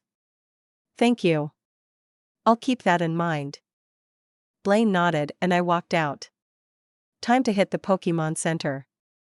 Chansey was great, but everyone could use a checkup, and then if Dragonite was up for it, we would fly home. After 20 minutes with Nurse Joy, my team was returned, and I had to practically crawl over travelers sleeping in the Pokemon Center lobby to get out. Then I just released Dragonite and she stretched, looking as healthy as ever. We took to the dark skies, and then instantly blurred north. It was cold. I shivered a bit at the frigid air, but Dragonite was warm, and we were moving fast. Back to Viridian City. Back home. The moon gave both of us plenty of light to see, and within just a few minutes I could already see land, and then we blazed through, over Pallet Town, over Route 1. Heh. It had taken Ash an afternoon with Spearow chasing him to travel the route, but for Dragonite we were over it in just a minute or so. Then I saw the lights of Viridian.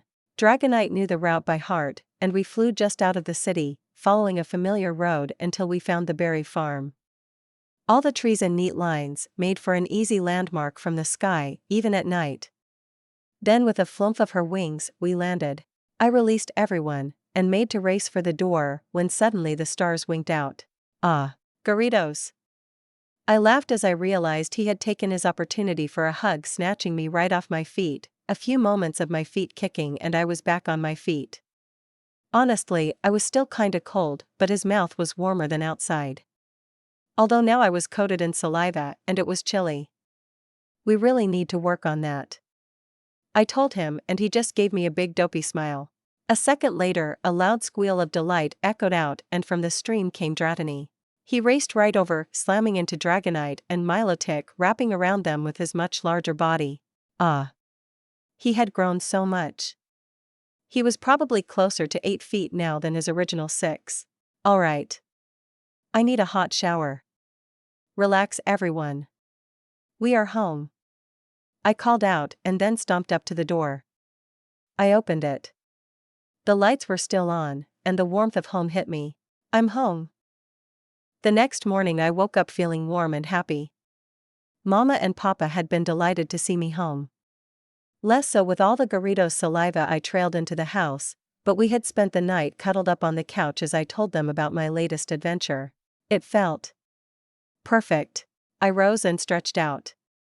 None of my Pokémon had slept with me last night. Arcanine had cuddled up with Arcanine, and Gyarados had been happy to hang out in the stream. And I had kicked Pillow the Growlithe off my bed. He had eaten some food off the table while I had distracted everyone, and he was being a little fart monster. Of course that didn't mean I didn't wake up with a Pokémon. I blinked at my utterly fogged up window, and a big Gyarados face mushed up to the glass. My blue heart? Please don't break my bedroom window. Papa will be pissed. I told him as I rose and hurried over, gently getting him to back up a bit so I can open the window.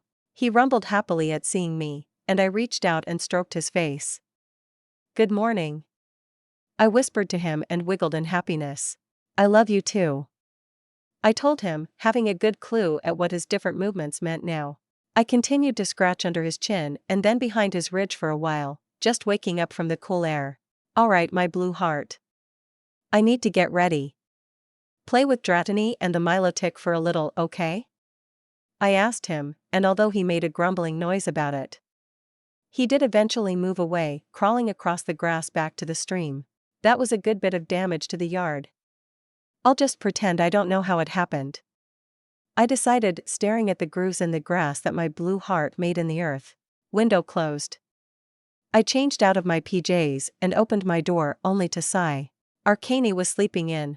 You do this on purpose, I informed his, but that had flowed into my room once I opened the door. The fact his tail was starting to wag told me I was right. Grumbling, but only half annoyed, I climbed over the Arcanine that really shouldn't be an inside dog. Who am I kidding? Papa and I would both be crying tears about how cold it is outside if we made either of our big pups sleep outside. The Growlithe pack was the same. They had basically taken over the living room. Papa, to my complete amusement, had even bought little doggy beds for them, which made the living room seem much smaller, but all the cozier. I was sure Mama was not pleased. Meowth certainly wasn't. But I just grinned in delight at his irritation. The dining room already had the smell of warm food, but I would need to prep breakfast for my team before I could enjoy it. Morning, Mama. I whispered as I gave her a big hug that she returned one-armed as she worked on. Miso? Guess we were having a traditional breakfast this morning. I hurried out and started prepping food, laughing as the Growlithe horde all charged over to where I was cooking for my team and settling into a super cute line of puppies all begging. This had Papa written all over it. Alright. I know you lot have already been fed. I warned them, but they all knew I was a softie and just kept licking their lips as they waited. I sighed and continued working. The atmosphere of the farm left me with a smile on my face as I cooked. The sound of Milotics singing to each other filled the air and wind flowing around the trees. It was peaceful and soothing. All right. Breakfast is ready. I called out, and got a stampede of my team all coming for food. I fed all of my Pokemon Chansey happily helping me pass out the food, and in the end I scooped up the bits at the bottom of the pot and let each Growlithe lick a bit off the spoon. Of course some of the spicy stuff sent them running for water, while others just wanted more. Trouble. Breakfast. Okay, Papa. I called back, packing up my equipment and running inside to join Mama and Papa at the table. I devoured breakfast, but didn't rush off once I was done. Just enjoying the atmosphere of being around my parents for a while. But eventually, Papa asked the question, "When are you going to go after your last badge?" Today. I decided. The sooner I get it, the sooner I'm free to focus on training for the league. I said, foot tapping at the floor. Giovanni. He was still the gym leader of Viridian, handing out the Earth badge. What would he be like? Should I confront him? Team Rocket was definitely bad. I mean, sure they weren't trying to destroy the world, but they still hurt a lot of people and Pokemon. Mutwo. Did he exist? Would I be facing Mutwo today? I shook it off. It didn't matter. If I did, I would decide when it happened what to do. And if I didn't, then I could hope he wasn't currently enslaved. Giovanni, huh? Papa said, sounding not at all pleased about it. Be careful, Vicky. A lot of bad rumors about unfair battles surround that man. If he tries anything other than a gym match, you get out of there and call Officer Jenny. Yes, Papa. I agreed and Papa nodded before reaching over and fluffing my hair. Still can't believe you are wiping the gym leaders. Heh. Did you know I got to talk you up to Malcolm? He was always acting so arrogant just because his son made it top 8 in the league his first year. Never mind that Malcolm helped train his team before his son ever went on a journey. You helped me with my team. I pointed out and Papa instantly scoffed. That's not the same thing at all. I looked to Mama, and we both rolled our eyes. Papa was pretty competitive for a guy that gave up on his journey. I'm happy I make you proud. I told him instead, and that earned me some honest affection as he reached over and pulled me into a tight hug. Always. You've always made me proud. I snuggled into the hug, just happy for the affection. I walked up to the front of the Viridian gym with a glare. So this was it. The headquarters of Team Rocket. It was fucking gaudy. Giovannia had chosen a Greek style, with pillars, and even his gym trainers were in like hoplite armor. Which was doubly weird because I hadn't learned anything about what ancient Greece in the Pokemon world would have been like. And why was Giovanni using this aesthetic? This was Kanto. I shook it off and stomped forward. I'm here to challenge Giovanni for a gym badge. The two guards nodded and the stone door slid open. Why a stone door? This was almost as extra as Blaine's volcano arena. I walked in and scoffed. Giovanni was up on a second floor with a light to backdrop him into the shadows as he rested on a throne with a Persian in his lap. A very familiar Persian actually. That was one of ours. Who comes to challenge the Viridian gym? Giovanni asked, haughty and arrogant. Victoria Ferrous.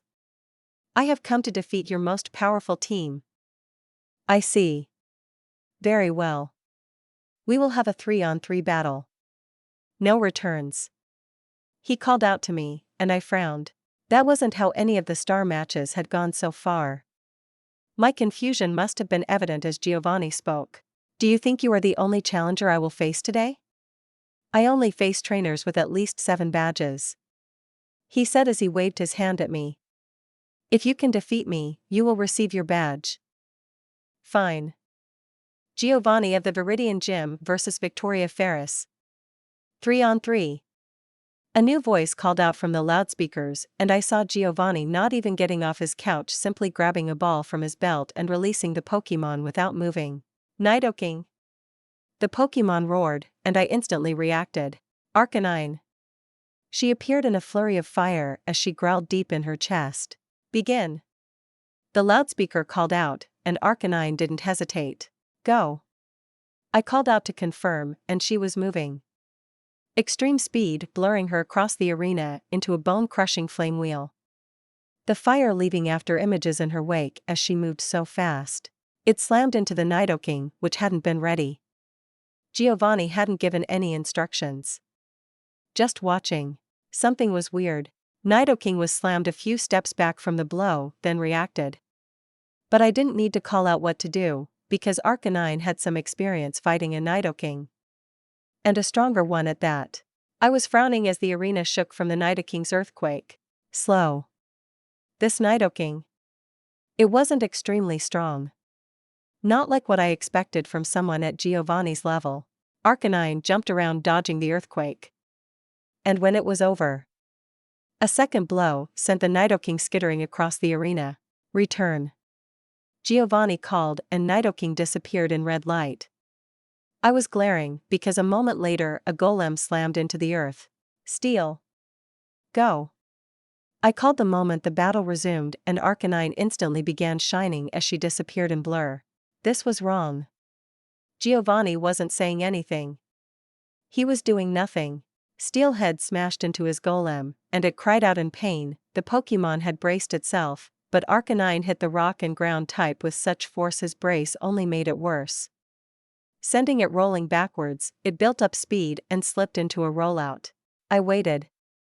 Arcanine would know what to do, but this. What the fuck was going on? The moment Golem raced at Arcanine, she dodged upwards, flipping around in the air and landing behind the rolling Golem. Most Pokémon wouldn't have been able to keep up with the speed of a rolling Golem. Arcanine was not one of those. She blurred and blasted into Golem from behind. The poor Pokémon was accelerated into the wall of the gym, while outside the arena. Return. Giovanni called and I was starting to feel really uncomfortable. This wasn't a star match. This felt like bullying some kid. Giovanni wasn't even trying. He said nothing to his Pokémon. Simply allowed them to lose. Right on. Giovanni called and I was really glaring now, because once again the call to begin happened, and Giovanni said nothing. I didn't say anything either. Just glared up at the man with all the vitriol I could. It wasn't even a match. Steelhead rocked the Rhydon, and the big Pokémon was too slow to resist. Maybe if his trainer helped this would have been a match. The Pokémon were strong, but this wasn't right. Return. Rhydon was pulled from the battle as it was unable to rise after Arcanine smashed him a few times. It seems you have earned the Earth Badge. Giovanni called out, and one of his trainers walked up beside me with a Star Earth Badge. The temptation to just knock it from his hands, maybe step on it a few times was there. Instead, I took it and walked out. I had no interest in being here any longer, and maybe I would call Koga and let him know what had happened. This was wrong. You did it. Papa offered as I showed off my badge case. All 8 of the Kanto gyms were represented, and each had a star on them. Giovanni. Something is wrong with him. I replied, but Papa and Mama didn't care. Papa lifted me right off my feet and spun me around, laughing in delight. You did it. My daughter. Our daughter. Papa said, turning to Mama, and she smiled proudly as well, which made me feel better. Vicky. I am very proud of you. Mama whispered as my parents both hugged me tightly. Ah. I flushed as I just buried my face into Papa's neck. How embarrassing. We'll have to head over to your grandmother's. She'll want to see this. Mama offered, and Papa laughed as he nodded. She'll die from how proud she'll be. He said, and I scoffed. I hope not. Huh. Arceus, when was the last time someone in their first year had a full star badge lineup? He asked Mama and she shrugged. Honestly, I don't know. But this means. Vicky. Are you ready for the Pokemon League? The Indigo League is happening this year. It'll be tough. Tougher than you are probably expecting. Remember, every trainer has to fight a gym at their best to get in. I wanted to say of course I was. But I still need to find a 6th Pokemon for the team. I could use a Milotic or Growlithe or something. Maybe Dratini if he is up for it? But otherwise, I need to capture a new Pokemon. Chapter 35. So then I had Dragonite use Draco Meteor and it blew up the entire arena. Most of it fell into the lava. Blaine was pretty grumpy about it, but really I think it was his fault. Definitely. What kind of gym leader sends lava toward a 10-year-old? Papa growled and I just laughed, because I knew Papa would agree with me that Blaine was a dick. We were all at a fancy restaurant the next day. Graham had demanded to take us all out to celebrate the completion of my gym challenge. Now we just had to wait a few months for the league to start. Faye. That damned old fool. I should send in a complaint. Graham offered with a glare at nothing. It's okay, Graham. I think destroying his lava arena gym hurt him more than anything else. I explained with a totally gentle and calm smile that wasn't at all a bit sinister. To think the former champion is hiding out in a volcano acting like a child. Graham snorted back. Graham was taking Blaine's actions a bit personally. I think losing to Lance threw Blaine off a lot more than he wants to admit. I added, and Graham nodded. His loss was a strike to Kanto, alright. Enough about that. Tell us about earning your Earth badge. Mama prompted and I just frowned. Giovanni didn't take it seriously at all. I think he purposefully set up the entire match to go fast towards his loss.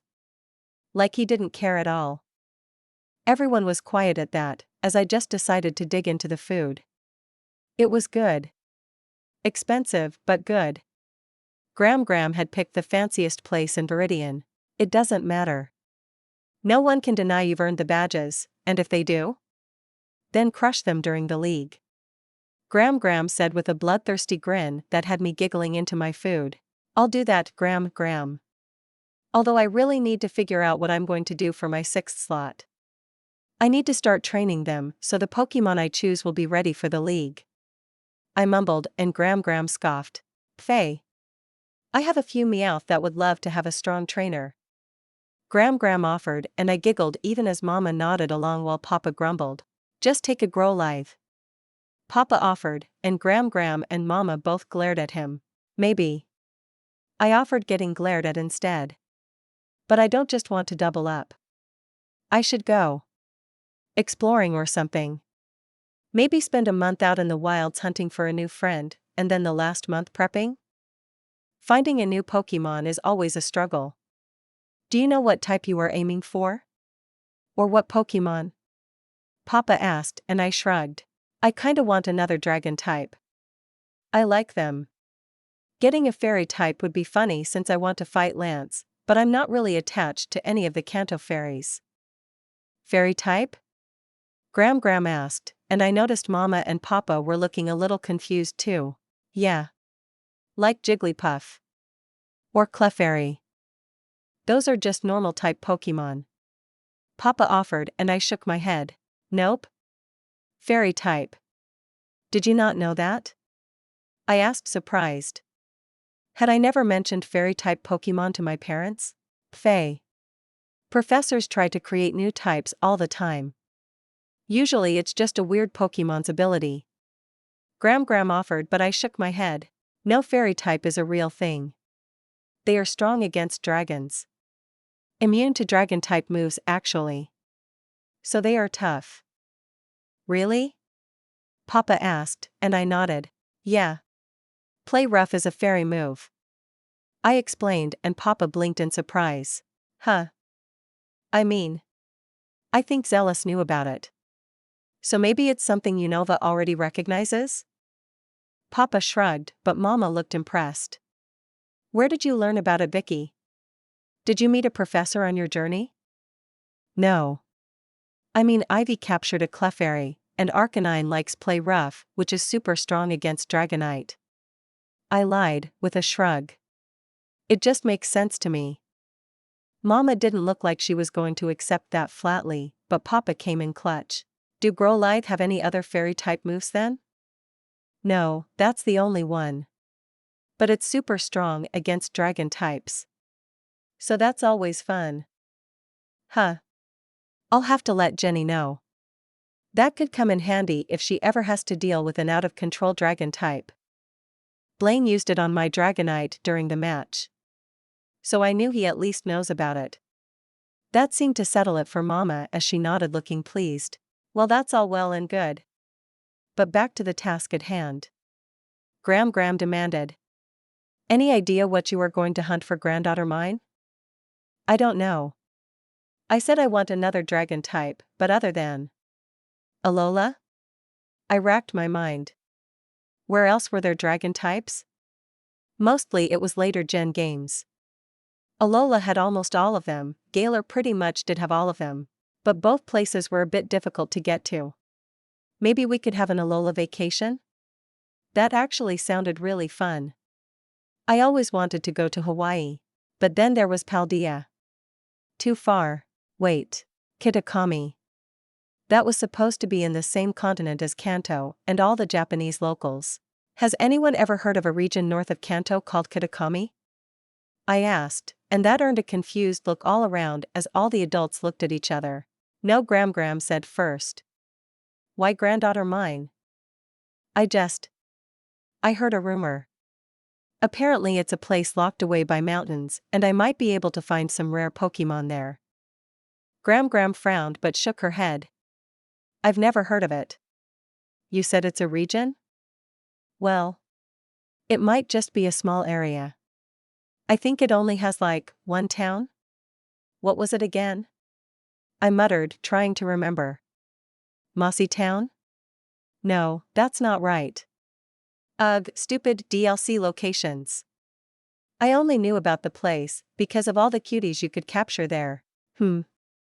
Never heard of it. Papa offered, but he reached over and ruffled my hair. But if it's really a small place, then you should talk to the rangers. They travel all over the continent when needed. Oh. That's a good idea. I muttered, I would check the internet too when I got back home. Either way, I shrugged the thought away. Anyway. I'm not sure what Pokemon would be a good addition to my team yet. So I think I'll go exploring for a while. I have 2 months until the league starts. Those 2 months will disappear quickly, but it is your journey, and you've certainly earned the right to do what you feel is right. Mama told me, reaching out and resting a hand on my shoulder. But if you want to leave Kanto on your journey, you'll need to report it to the league. You need a region pass. Papa added in. This Kitakami? You called it? If you want to leave, you'll make a big splash if you actually find anything as well. I nodded slowly at Papa's words. That was a serious consideration as well. If I went there. No. I wasn't going to play that game. If me finding rare Pokemon made people want that Pokemon too, then they could go out and catch them or not themselves. That was the whole point of Pokemon. I would just do what I felt was best. I was going to Kitakami. Decision was made. Speaking of splashes. I've been in touch with that old bastard Roy. You talked about allowing the clan to manage some of the Milotic. Gram began and I frowned. The fun atmosphere took a hit, but she noticed and smiled sinisterly. None of that. I'm not about to let them take advantage of you, my grandchild mine. It's okay, Vicky. Mother has raked the clan over the coals for their request. You'll like this one. Papa offered, smiling as well. So I nodded, letting Gram continue. They bought up a big section of forest near Fuchsia for the Milotics. Planted berry trees and ensured they would have a river run through the area to give them a home. But that's for them, not you. They clan will be managing the site and will be acting as a stable for your Pokemon. Gram said, smiling in delight. But I want my Pokemon to be at home with me. I replied, but Papa laughed. Vicky, there are only so many Pokemon we can keep an eye on at a time. With the Milotic and the Growlithe, we are already stretched thin, especially since I work. But since the clan will be upholding a stable for you, that means you can capture far more Pokemon and have them be taken care of while you are away. Of course you can bring Pokemon home, but this will mean you can capture more Pokemon. It's a good thing, Vicky. It's a lot of work to act as a stable, and a lot of responsibility, but with some of the Milotic moving, the clan will already be doing so for some of your Pokemon. Now they have to do it for all of them. Mama agreed, and I nodded with less hesitation. I guess it would be nice to be able to capture a whole bunch. I had just been thinking about going to Kitakami and finding some rare dragon types. So having space for them would be nice. Wait. Did this mean I could capture lots of gummy? I imagined an entire horde of gummy, all looking cute and derpy. Yes. I suddenly feel a chill. Papa whispered loudly to Gram, who laughed at him as Papa shuddered at my big smile. My feet dangled into the stream as Milotic swam by in a frenzy. The Fuchsia Reserve had been ready for a little bit, and since I was home, Gram had said we would be heading there today to settle the Milotic in. The sooner the better, in her own words. They had been waiting for me to come back from my journey to do this, so now it was time. I just didn't really want to. Each of the Milotic were my friends. Some liked doing the races. Some would sing songs, and some liked to cuddle up, and I knew them all. They were my friends. I didn't want them to be so far away in Fuchsia. But when I had called them all together and asked them, some had seemed pretty excited. A new place, bigger, with a chance for more Milotic to show up? I guess not all of the Milotic had paired off. There were a few more girl Milotic than boys in the pond. So the chance to move to a new area and have more Milotic had excited them. It was just sad. But the flock would be happier in the long run. I hadn't seen the stable area the clan had set up, but Gram had talked it up quite a bit. The clan had even gone so far as to plant berry trees in the area. It kinda showed just how serious they were about it all. So yeah. I guess I might make some stops to capture more Phoebos soon as well. The new stable wouldn't be limited like our current berry farm by the league. The clan had basically managed to remove the conservation status as long as they were at the new stable. On one hand, more beauty noodles. On the other, they would be in Fuchsia. I sighed as I laid back.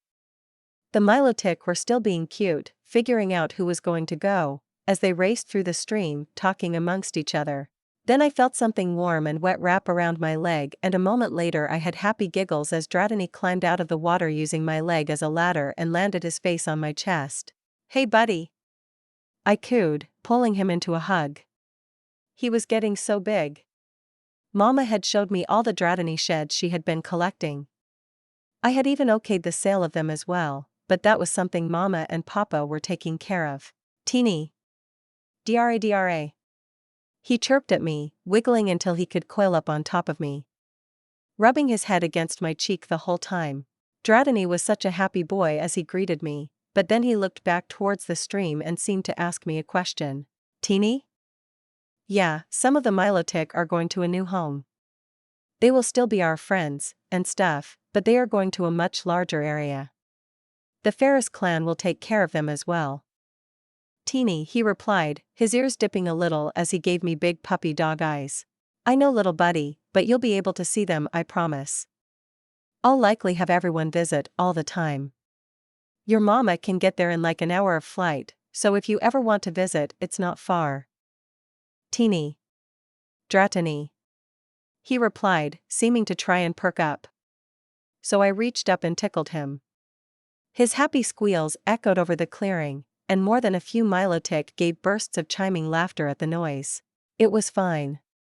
My flock would grow. My Pokemon would be happy and healthy and safe as well. The clan would do well by them, and that meant the clan would do well.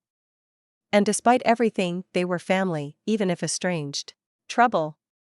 You ready?" Papa called, and I nodded. Despite it only being a short flight on Dragonite, Papa was driving Gram and I over to Fuchsia for the transfer. I reached over and grabbed my backpack. Considering we were moving the flock, there was only two options. Transport them to a Pokemon Center in Fuchsia and pick them up, or since home was my stable, take the Pokeballs and make the trip ourselves. Of course, to do that, we had to get league permission first, which we had done. "Alright. It's time, my beauties. Who is going to the new home?" I called out, and there was a rush before the Milotic popped out right in front of me. 6 of my cuties. 2 pairs, and the 2 girls that hadn't found a partner. That meant only 4 Milotic, and my partner of course would still be at home. I'll come see you guys all the time. And if you ever have any trouble, I'll come running. And if anyone is mean, you tell me and I'll beat them up. I demanded as I rose up and pulled the closest pretty noodle into a hug. Then the others all gathered around cooing happy noises. Yeah, I know. I told them. This was a fun adventure for them, and they would be happy, but it still made me sad. I'd have to go capture a bunch of Phoeba soon. I did have a savings of some prism scales to evolve more of them. You ready, Trouble? Papa called and I nodded. All right, everyone. Time to go. I pulled the Pokeballs out and started returning. Then I hurried to the car. We had to stop to pick up Gram and then drive to Fuchsia. It's okay, I guess. I muttered a little petulantly, I would admit. The stable space that the clan had set up was actually pretty beautiful. It even had a little waterfall, which I knew the Milotic were going to have a great time with. Sure, it was only like 5 feet high, but that was still enough for them to delight with it. I'm glad it meets your expectations, Vicky. Grandpa Roy offered with a smirk that told me he knew I was actually impressed. A much faster flowing river. A mini waterfall, all winding through a forested space, that looked more natural than our own berry farm. Berry trees were still young. Many of them with sticks and things to help hold them upright, but they would be blooming soon. There was even an underwater cave that was built up, so the Milotic would have a private space they could hide if they wanted. It was wonderful. Honestly, it just wasn't home. You ready to release them? Grandpa Roy asked, and I sighed and nodded. Pulling out the balls from my bag. Milotic. Go. I called out, throwing Pokeball after Pokeball. Each one released a Milotic into the river, and every one of them chimed in happiness as they looked around. Some immediately slid out of the river to look around, some diving down. They are truly beautiful. Grandpa Roy offered, smiling in delight at their appearance. Yeah, they are pretty awesome. Melanie spoke about capturing more? He prompted, and I huffed at him. Yeah, I'll go out and catch some more soon. I offered without saying anything more. I'm not sure if he knew or not, but I wasn't going to tell him. Thank you, Vicky. I know you were hesitant to do this. It means a lot to your family. He said, resting a heavy hand on my shoulder. Oh? We're family now? I asked a little sarcastically. Papa had gotten an interesting reception when we had pulled up to the clan compound. Yes. Your father has been reinstated in the clan, which means you are a member in truth.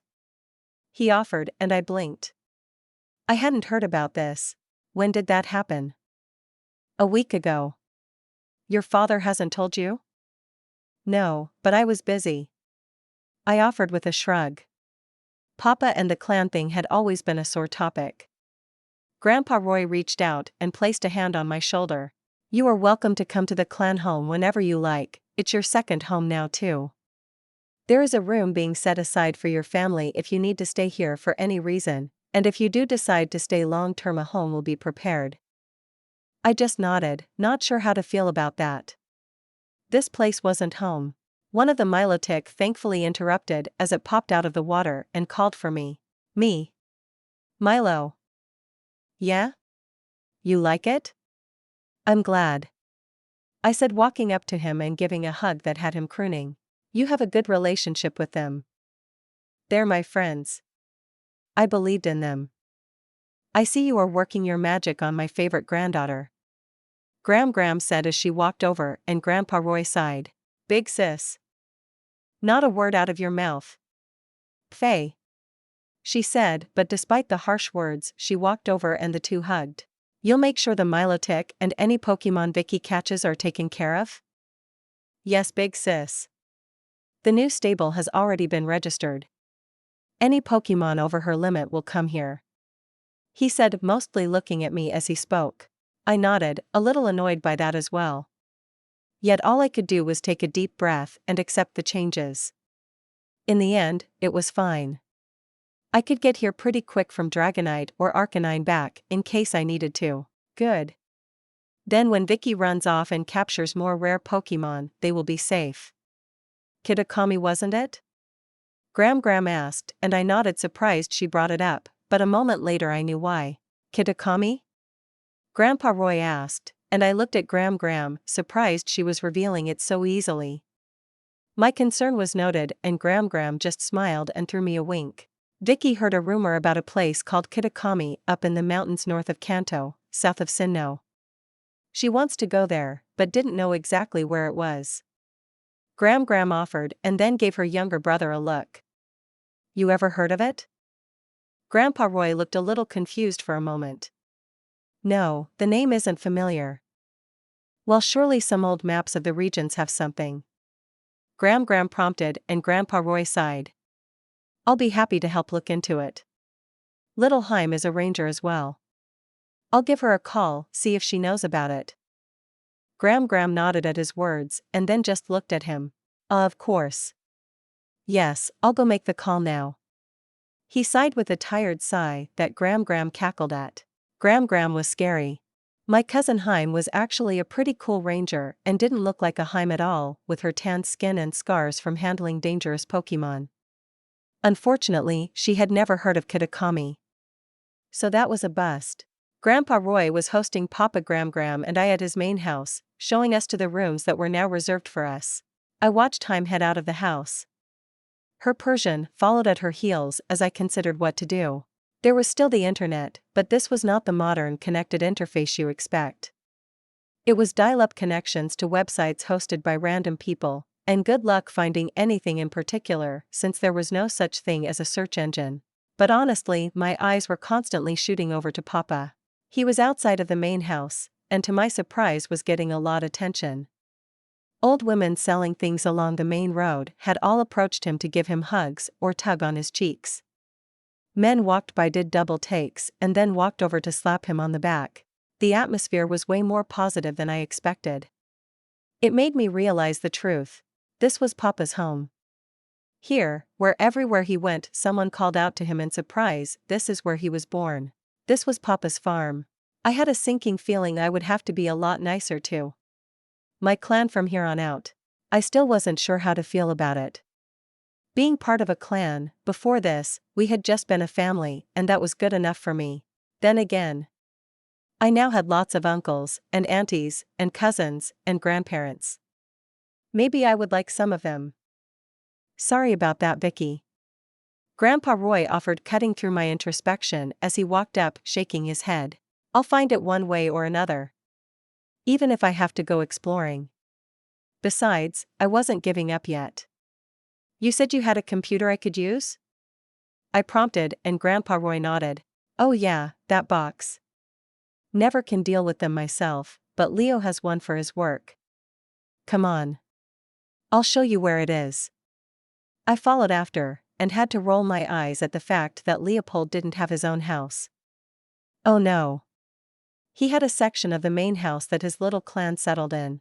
Grandpa Roy led me over and then into a study, a nice wooden desk with an old CRT monitor on top. Well, I guess technically it was new. Turning it on is? Grandpa Roy looked around, but I settled into the desk and just opened the drawer in the desk, finding the tower, and hitting the power button once I was sure it was actually off, and not just in sleep mode or something. You got it.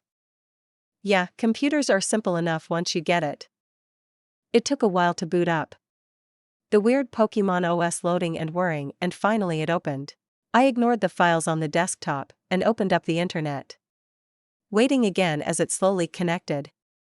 Grandpa Roy meanwhile had grabbed a chair and dragged it over. You don't have to wait. This could take a while.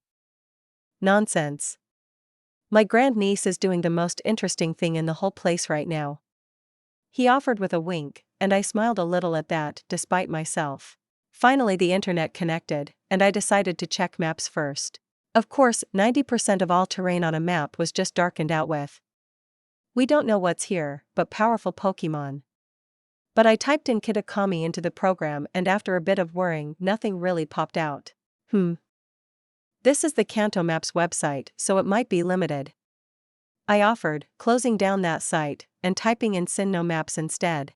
That led me down a goose chase of the internet, just refusing to connect to websites in Sinnoh, or only finding old information in Kanto websites. But eventually I found what I needed from the Kanto Mapping Society main page.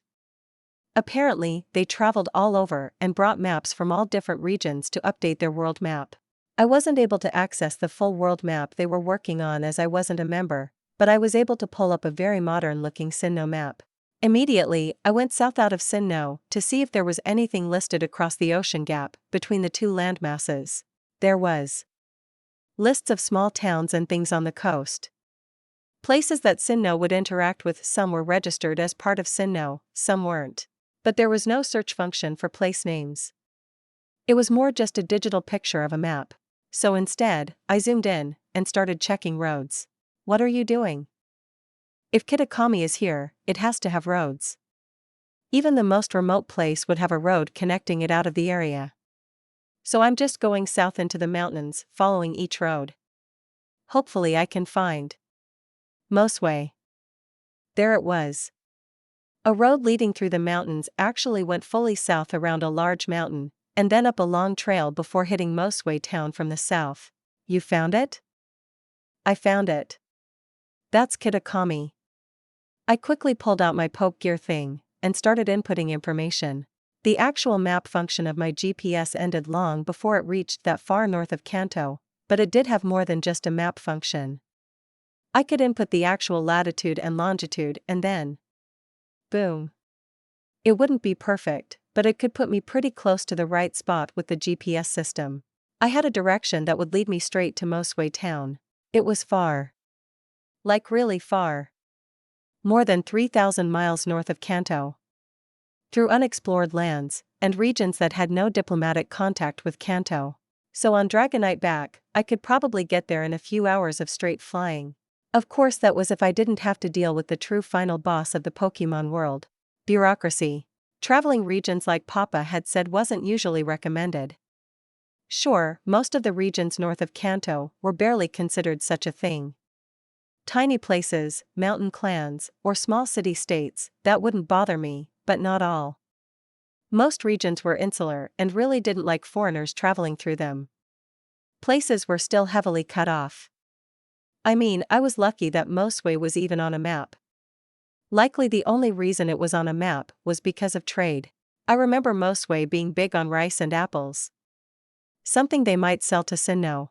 Yet even with all that, the biggest problem might be at home. The Pokemon League might not let me go so far. I might even need to get a pass to go to Sinnoh before I could head to Kitakami from the north. Well, I know where to go now.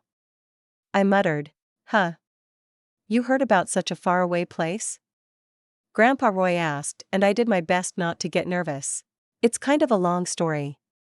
But now I at least know it exists for sure. Indeed. What a fascinating thing. You say there are rare Pokemon there? He asked, stroking his chin, and I sighed. That was definitely greed in his voice. Yeah, see the map? The mountains surround the place, almost cutting it off from the rest of the region. So a lot of Pokemon are up in the mountains that you can't find anywhere else on the continent. Perhaps you could use some company on your journey? Grandpa Roy probed, and it took me a moment to realize he wasn't asking for himself, of course. I think I'd prefer to go solo, thanks though. I demurred, but we both knew what he really intended. If I was going to go capture rare Pokemon, then the clan could benefit if another clan member also came with to capture more. I do plan on capturing some Pokemon enough to breed them though. I offered, mostly thinking about Gummy of course. I needed a horde of little slime dragons in my life. Well, if you were going on a capture spree, that's alright. Maybe another time. He offered as he rose up. Give me a little time to speak to some of the league contacts. It won't be the first time the clan has left Kanto to try and bring back a rare Pokemon. He said, and I was surprised at the sudden offer. I guess there might actually be a benefit of this whole clan thing. Sure. Chapter 36. Well, this was kinda awkward. My niece's travel plans are already there. Uncle Leopold said bluntly, in a monotone. Grandpa Roy had done exactly what he said he would. He had set up a meeting with a Pokemon League official to get me permission to travel out of the region, and more importantly, to go to a place that was well outside of Kanto diplomatic contact. The fact it was so close to Sinnoh was causing some issues, as Kanto and Sinnoh weren't on the best terms at the moment. The League official didn't say exactly why, but he had used it as an opening argument to try and deny the pass. Yes, I see that. Mosway Town, near the Sinnoh regional airspace. Outside the regional airspace. The land Kitakami is currently an outer territory at best. An unknown territory, to an unknown land. We checked our records after your request, and found nothing on this Kitakami prefecture. It is dangerous to allow a child on their journey to travel so far. Irresponsible, one could say. The Pokemon League official offered. The man was smarmy? He actually kind of reminded me of my uncle, which made this all the more awkward. The man's suit and tie gave him an impression of an official, but the way he seemed almost too slick made him seem slimy. My niece, Victoria Ferrous, who just obtained her 8th star badge from all the main Kanto gyms. If such a trainer does not qualify to journey outside the region, then no one qualifies. Uncle Leopold replied equally as smarmy. Grandpa Roy had somehow put the two of us into a room with the league official that had arrived at the clan compound that afternoon. Why? I still had no idea. Because Uncle Leo definitely wasn't my biggest fan. To my surprise, he had through gritted teeth congratulated me on my star badges. But hadn't really said much else to me before leading me into this situation. Youth is still a factor. The official replied, but Uncle Leo shook his head. As a trainer on her journey, region passes are considered the norm even if this is an unusual destination. The League has benefited from the Ferrous clan's recent discoveries. Discoveries led by my niece. I expect the League will continue to benefit, unless the League wishes to re-evaluate the Ferrous clan's working relationship with the League. Did Uncle Leo just threaten the League that stuff won't be as friendly between them if they kept this shit up? Okay, that was kinda cool, and unexpected. I didn't expect him to go to bat for me like that. The official understood the threat as well. There is no need for that, Leopold. The Indigo League is very happy with the growth of the Ferrous clan over the last few years. We are simply wanting to ensure that the dangers of this request are understood. Olive. The only dangers involved are probably whatever rural fool decides to challenge my niece to a Pokemon battle. Uncle Leo replied with a sarcastic edge. Unless you believe some barely on the map rural town will have dangers equal to the great Kanto gym leaders? Including Blaine? No, of course not. I am confident young Victoria will be safe on her travels. But it's not only direct danger that the League is worried about. Diplomatic issues could stem from such a trip. Olive? Was that the man's name? He hadn't introduced himself, as he seemed to already know Uncle Leopold, and the two had instantly gotten into it when they sat down. Also, he was lying. He had just tried to argue it was dangerous for me since I was young like 30 seconds ago. Were we supposed to just pretend he hadn't said that? We have confirmed that the territory is not a part of Sinnoh?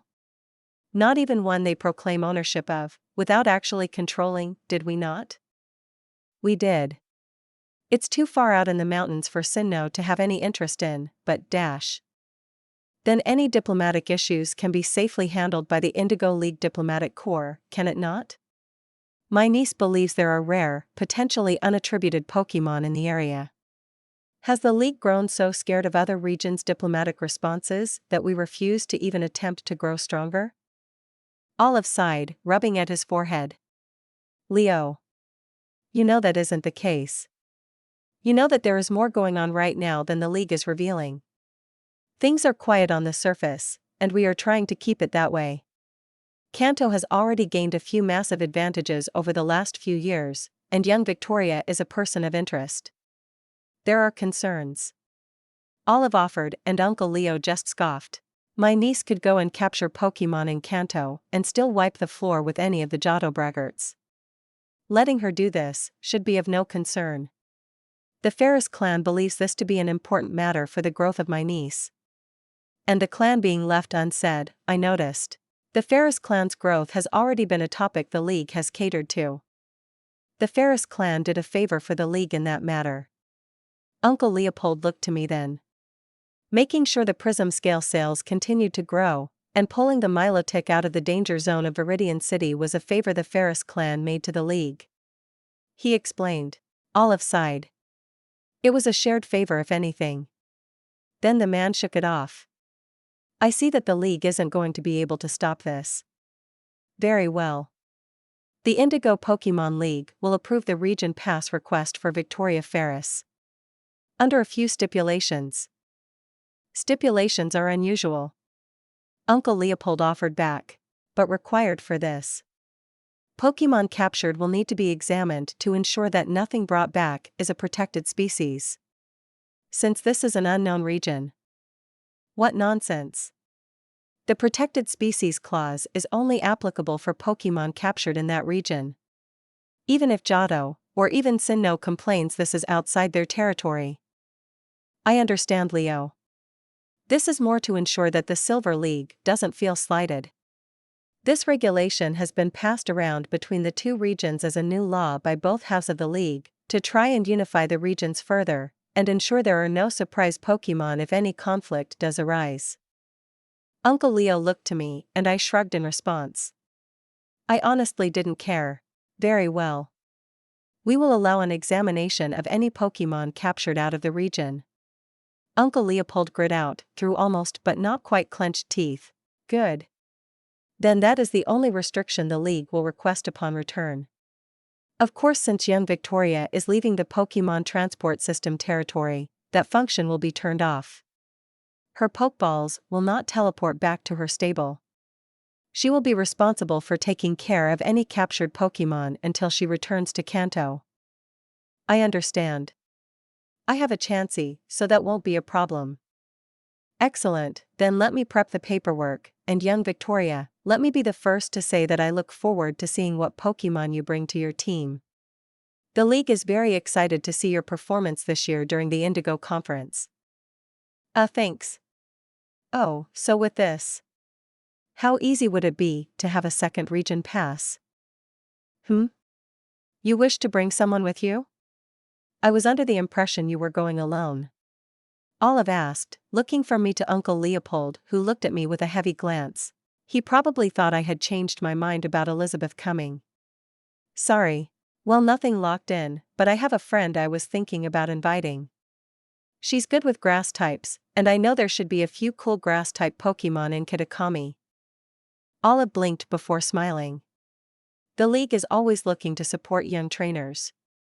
If you wish to bring someone, then I am sure Elizabeth would be willing to dash. Uncle Leo tried to cut in, but I interrupted. I was thinking about my friend Ivy actually. Or Zealous? No wait, she's an Unovan so I don't think she could. Yeah, Ivy. I offered, and Uncle Leo looked like he was going to have an aneurysm.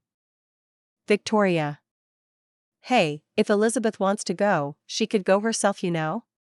It's not like I'm the only person with a flying-type Pokemon. Most trainers aren't willing to head so far into the unknown. Uncle Leo replied, and I raised an eyebrow at that. Then that sounds like their problem, not mine. Oh, I have no doubt that if a discovery of rare Pokemon happens, this won't be the only Kanto visitors that Kitakami you called it? That they receive. Olive offered, but then he turned serious. If you wish to travel with another trainer to Kitakami, please contact me at this number, and I will set up the request. Be aware it might take a few days to approve. Gotcha. I'll, go ask her then. Right after you sign this. Olive interrupted, pushing a whole pile of paperwork at me. Humans really did ruin Pokemon with bureaucracy. You want me to what? Travel with me out of the region to a whole new place where no one in Kanto has ever seen or heard of to capture rare and powerful Pokemon. I cheered into the phone. Vicky, what? Ivy asked, sounding super confused. It hadn't taken me long to get in touch with her. Funnily enough, Ivy had finished her gym challenge as well. Without all the nonsense that Ash and company got up to, she had blitzed through the gyms in a normal length of time, and was now home preparing for the Indigo Conference. It'll be fun. Vicky, that's crazy. What about all the wild Pokemon whose territory we will have to travel through? I don't look forward to facing a swarm of Pidgeot or something. Dragonite is more than fast enough even carrying both of us. We'll be in Kitakami in a few hours. Well, if you want to come, I said, calming down from my good cheer. If you don't want to come, I don't want to pressure you, but I figured you would appreciate the offer. There are a lot of grass types there. Pokemon we don't see in Kanto. The line was quiet and I heard some shuffling, before a quiet voice whispered in. What kind of grass types? She asked quietly, and I grinned because I knew I had a traveling companion. Eat that, Ash. You might deal with crazy shit, but I'm traveling into the unknown wilds. I can't confirm exactly which ones, but, like a lot actually. Ghost grass types, a few pure grass types, dash. Okay, fine, I'm in. Do you have any idea how rare it is to find a pure grass type? Tangela? I think that's it, that's native to Kanto. Johto has a few, including Chikorita. Ivy made a moaning noise of want. If I could have a Chikorita. Is there Chikorita there, Vicky? Please tell me there is. I actually don't think there is. Sorry. Ivy blew a sigh into the receiver. It's fine. Besides, you know I catch more than just grass-type Pokemon, Vicky. Just because my family raised Bulbasaur. Ivy suddenly shifted, yelling at me for teasing her about grass types. I mean, it had nothing to do with her family, Ivy was just obsessed with them. Of course. How is Ivysaur doing anyways? Venusaur. He evolved while I fought Giovanni. It was an amazing match, Vicky, you should have seen it. Giovanni threw out this amazing Nidoking and Venusaur lifted herself up and landed right on top of him, knocking him flat. He might not be strong enough to move around much with his vines anymore, but they are still way stronger than normal. Whoa. That would be a nasty takedown. Amazing. It was. Knocked the Nidoking right out.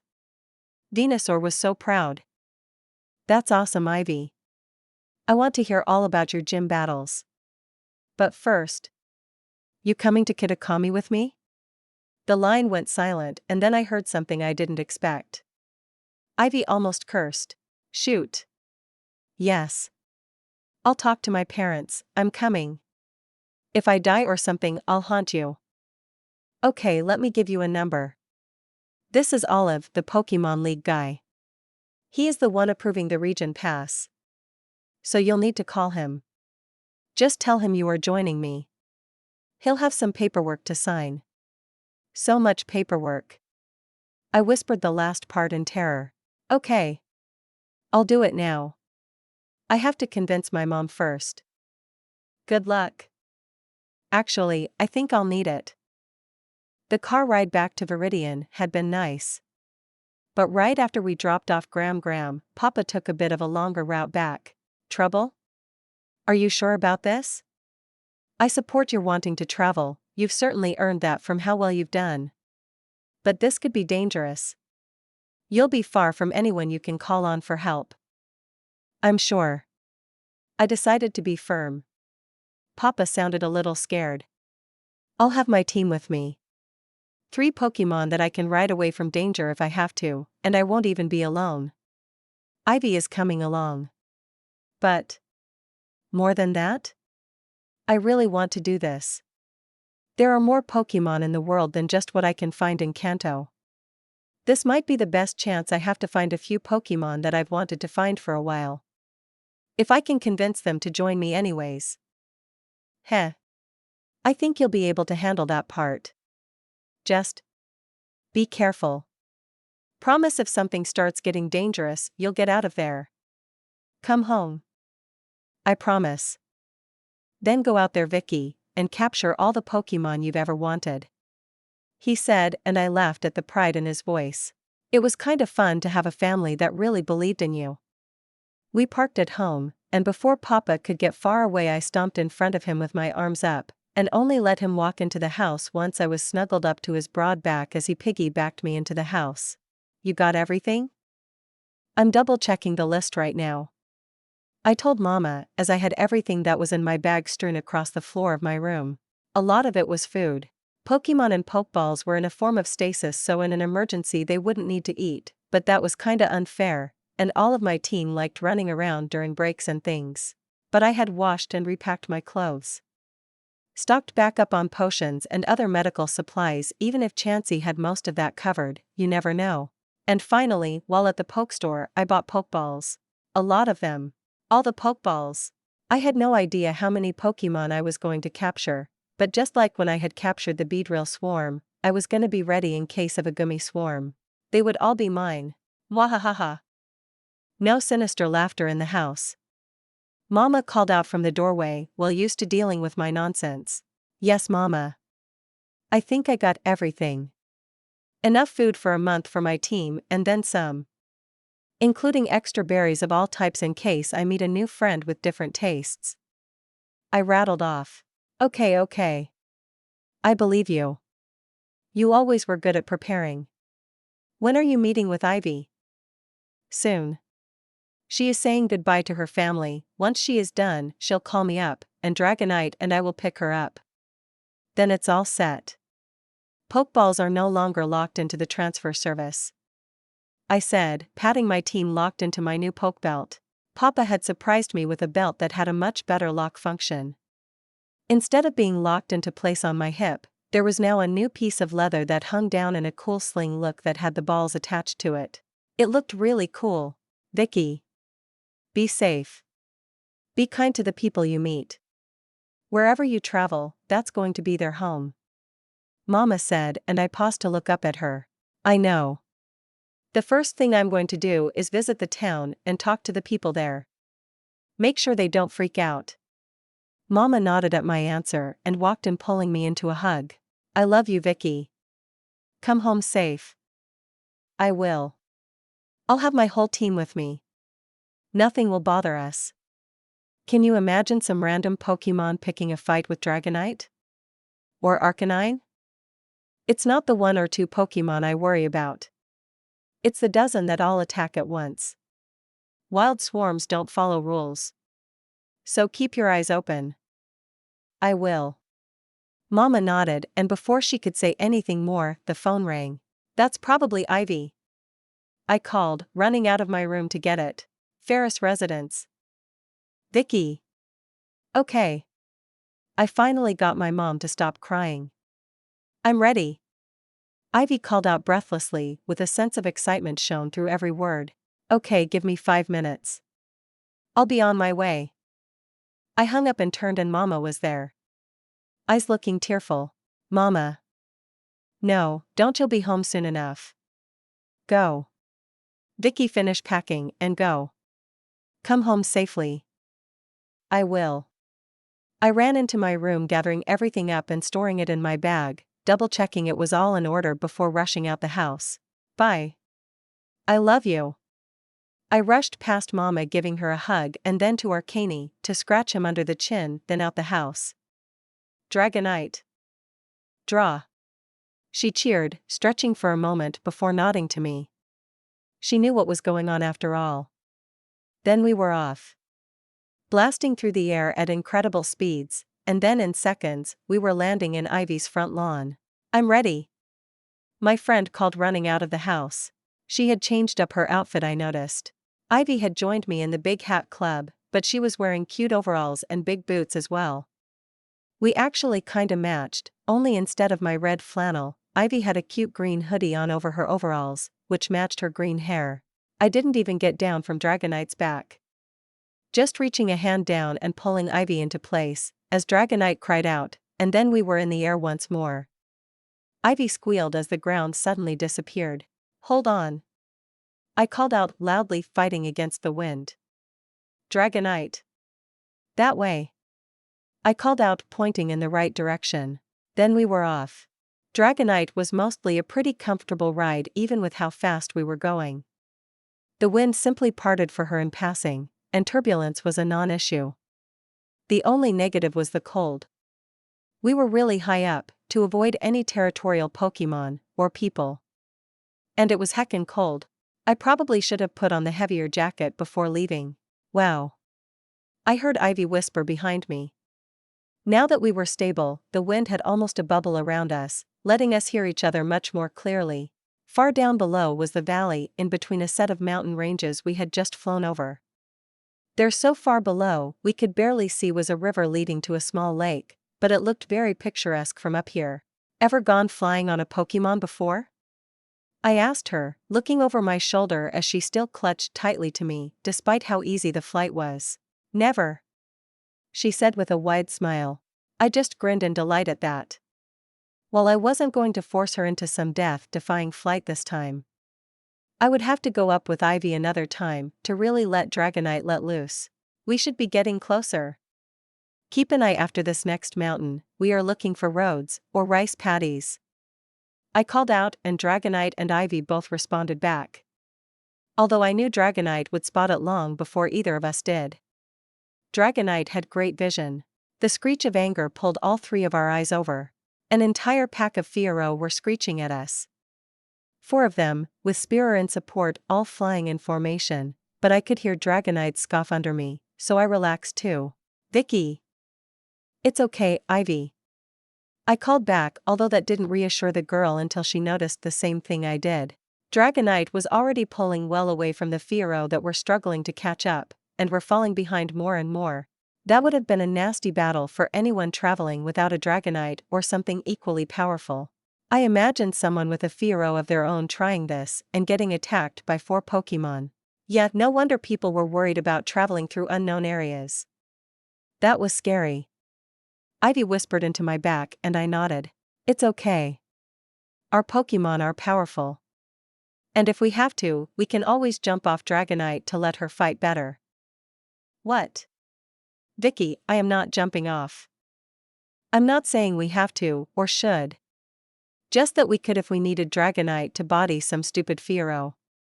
Blue Heart would be right there to catch us after all. Never. She screamed in my ear, which was a bit of an overblown reaction if you asked me. That's it, I said looking down.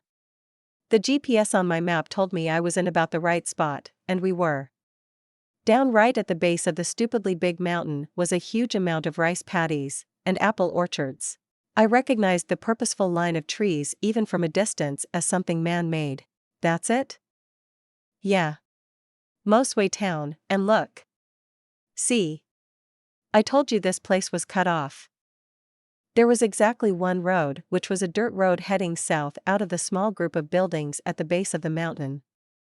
It ran through the forest and then up around, again and again up the mountains that surrounded the entire area. Kitakami was basically one huge mountain range all around a valley, with another even larger mountain in the center. But all around the base of the mountain were massive forests and lakes. It was the perfect place for Pokemon to avoid human contact. The very rural human town was tiny compared to the grand area of the valley. Hell, 99% of the human area was rice fields and orchards. The humans probably kept to themselves, and the Pokemon likely did the same. Yeah. Ivy whispered, and I nodded. We were here, and it was time. Dragonite. Let's land just outside of town on the road. Come on, Ivy. It's time for an adventure. I called out in delight, also it would be nice to be on the ground. My hands were super chilly. Chapter 37. The dirt road leading up to the actual town was old and worn. It did have tire tracks, but the indents in the road made me think this town used carts more often than cars. But my focus was soon removed from that because holy shit, there were so many cute Pokemon. The rice patches were actually a hot spot. And it seemed the people here cultivated that. Yanma and Yanmega both buzzed around, eating bugs, and to my delight, there were a few whoopers swimming in the paddies, making little whooper calls. I had to resist the impulse to start chasing them. Whoopers were so cute. What is that? Whooper? Water and ground type. They are common in Johto. Oh. I've heard of those. I think. Does it evolve? Get bigger? Yeah, Quagsire. That's it. I saw one at a tournament once. Ivy exclaimed, but the noise sent the Pokemon all disappearing away from us. Oh. I didn't mean dash. It's okay. We aren't going to capture anything without introducing ourselves first anyways. Come on, I said, hip bumping her a bit to get her moving again. We had already seen a few Johto Pokemon way up here. That filled me with hope we might see even more. The road ended, and there, on an old wooden bench, were two people. A younger man with dark hair, and an older woman that had fully grayed out, but still looked as active as ever. They both were wearing work clothes, dried mud on their boots. They were obviously taking a break from working the rice paddies. Hello, I greeted them, but they had both been watching Ivy and I for a while as we walked up. Outsider children? The man greeted, not quite with hostility, but he wasn't looking kind either. I'm Vicky. This is Ivy. Is this Mosway Town? I asked, although I already knew it was. The man looked at the woman and then back to us. It is. What are you doing here? Great. I'm a Pokemon trainer from Kanto. It's a region to the south, in case you didn't know. This is Ivy, also from Kanto. We came here looking for Pokemon to make friends with. Then just leave. There is nothing for you here. We don't welcome outsiders here. Vicky? Ivy asked, looking worried, but I just shrugged it off. I didn't come all this way to leave without my arms full of gummy. I'm not here to intrude on your town. I just figured it would be polite to introduce ourselves. We are going to head around the mountain to find Pokemon. We won't bother you. Girls. You are young. Outsider or not. Leave Kitakami. Head back up the road and do not return. This place is protected. Pokemon take even less kindly to outsiders than we do. The old woman offered, and I instantly locked my eyes on hers. Huh. Her eyes were cool. All golden and almost slitted. Very cool. I know. You have your loyal 3, right? Your legendaries. And the ogre on the mountain. I revealed. The old woman blinked in shock, and even the man looked concerned. You know things we don't usually share with outsiders. I heard the story. I demurred with a shrug. I understand you are worried that we might cause trouble, but that won't happen. Ivy and I are friends with Pokemon. I've come to make new friends. To see if anyone wants to join my team and travel all over the world. I said, arms raised up above my head. Humph. You are a child. The woods and mountains of Kitakami are dangerous. Pokemon have lived here undisturbed by humanity since this town was built. They are dangerous and powerful. Far too powerful for a young child. Where is your parents? The ones who brought you here? I will speak with them. The man replied, sounding just a bit pissed. I'm a full-fledged trainer in Kanto. We traveled on our own. What? What sort of fool place would send such tiny children out into the wilds? Kanto sends out most children at 10 to start a Pokemon journey. I answered, and the man literally stumbled back, looking shocked. Does your region have no urge to protect its children? Actually, we are sent out with Pokemon to grow strong enough that we can survive. Because the world is dangerous no matter where you are. I answered with a shrug. Besides, Ivy and I have both completed the journey and received permission from the Pokemon League to travel outside Kanto. We are both amazing. Children. He scoffed, but the woman shook her head. Enough, Keto. There is no point in arguing against the ways of other regions. Girls, we will not stop you if you wish. It is not our way, as long as you do not cause trouble for us. But neither will we assist you. Your safety against the great packs are in your own hands, do not beg us for help. Unless you are leaving immediately after. The old woman offered, sounding at least a little softer at the end when offering some minimal help. Great! That's a relief. I called out happily, even if Ivy didn't look as confident. All right. Then I guess Ivy and I will be off to see what we can find. You wouldn't happen to know where I could find some gummy, would you? I asked suddenly, and both adults blinked before a disgusted look crossed their face. You are looking for the slugs? The old man asked in disbelief, and I instantly knew I had my answer. Gummy were here. Yes. More than anything. Where can I find them? Can you tell me? I mean, I'll find them either way, but it would save me time. What's a gummy? Ivy whispered to me, but I just smiled brightly at her. If that is what you seek, the man shakes his head. They are often found in caves near the Mossville confluence to the east. Near water and caves. They infest the damp caves found there. Disgusting things. Then you won't complain if I just capture all of them, right? I asked just to be sure, but the look of disgust was good enough for me. All right. Come on, Ivy. Time to capture the bestest blobs. Blob? Vicky, what are you trying to capture exactly? But I was already moving. No point in talking to these people. We had introduced ourselves to some of them, and now it was capture time. Vicky! Wait for me. Ivy called out as I ran east out of the town, laughing as I kept spotting cool Pokemon. This was a wonderland. Sleep powder. Ivy cried out while I just laughed. The attack only kinda worked, hitting a few of the Pokemon, but Ivy was running around and the Pokemon were following. We hadn't gone very far out of the town, just off the road. Following along a small stream on our right, and grassy fields and forests to our left. Before Ivy had gotten distracted by something and walked right into a patch of Fomantis. Honestly, the pure grass type was super cute, and I wouldn't mind capturing one myself, but Ivy had freaked out when they all woke up as she made too much noise and then attacked her. Which only caused her to make more noise, pissing them off even more. Venusaur was currently decimating the entire field of them with sleep powder as Ivy ran around in circles around her Pokemon as they chased after her. I guess they didn't want to consider Venusaur as a threat as she was just too big.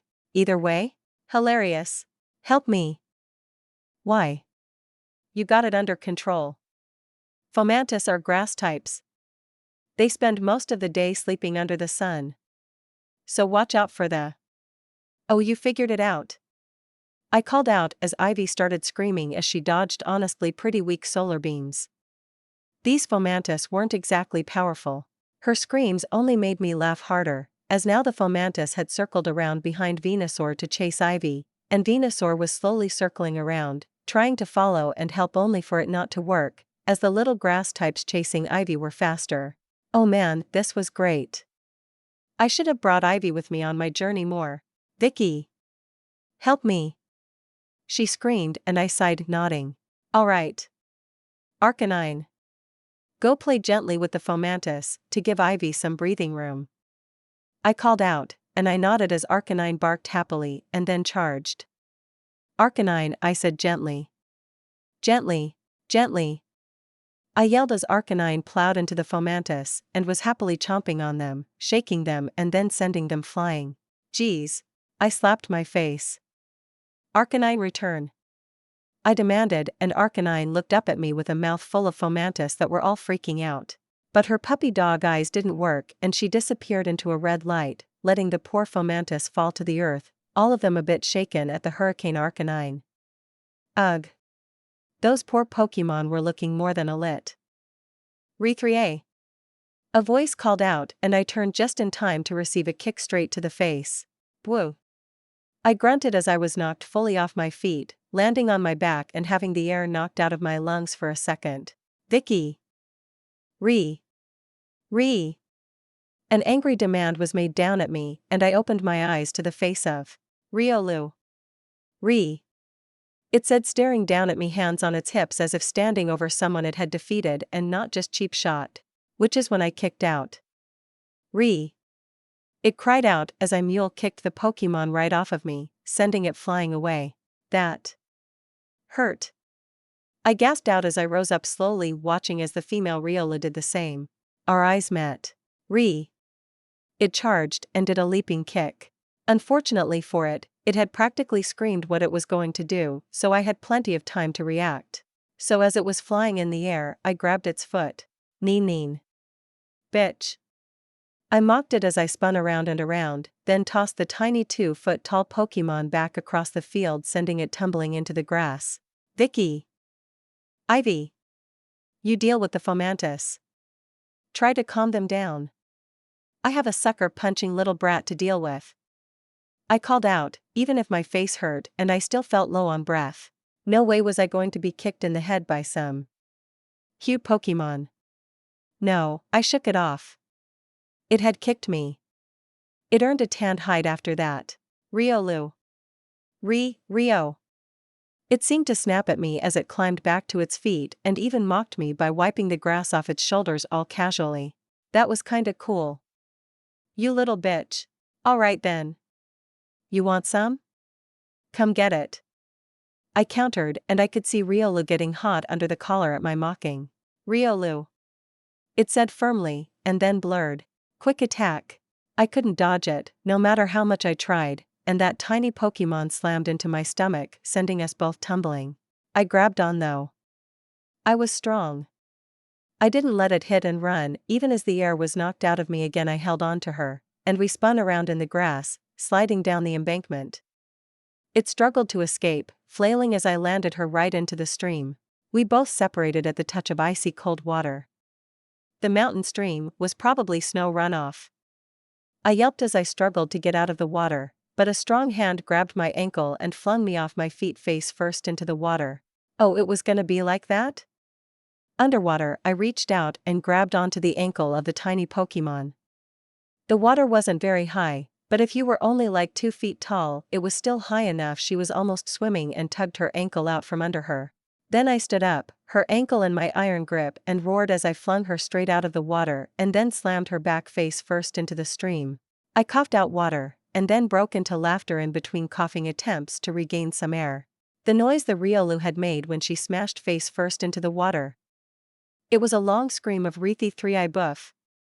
I was going to remember that forever.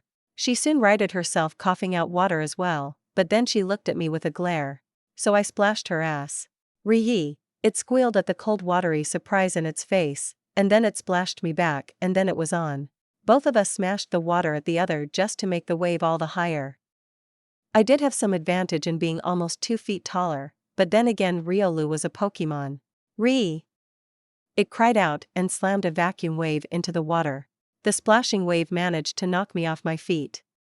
I was off my feet, rolled around into the now rough seas, but it wasn't a perfect technique. Riolu was damaged by the recoil. It too was sent tumbling into the waves. Vicky! Ivy called out and I sputtered as I managed to regain my feet and wave her off. Riolu was coughing a bit from the water flooding over it and was glaring at me once more. Pretty mid, to be honest. I told her, and despite probably not understanding, she realized I was mocking her.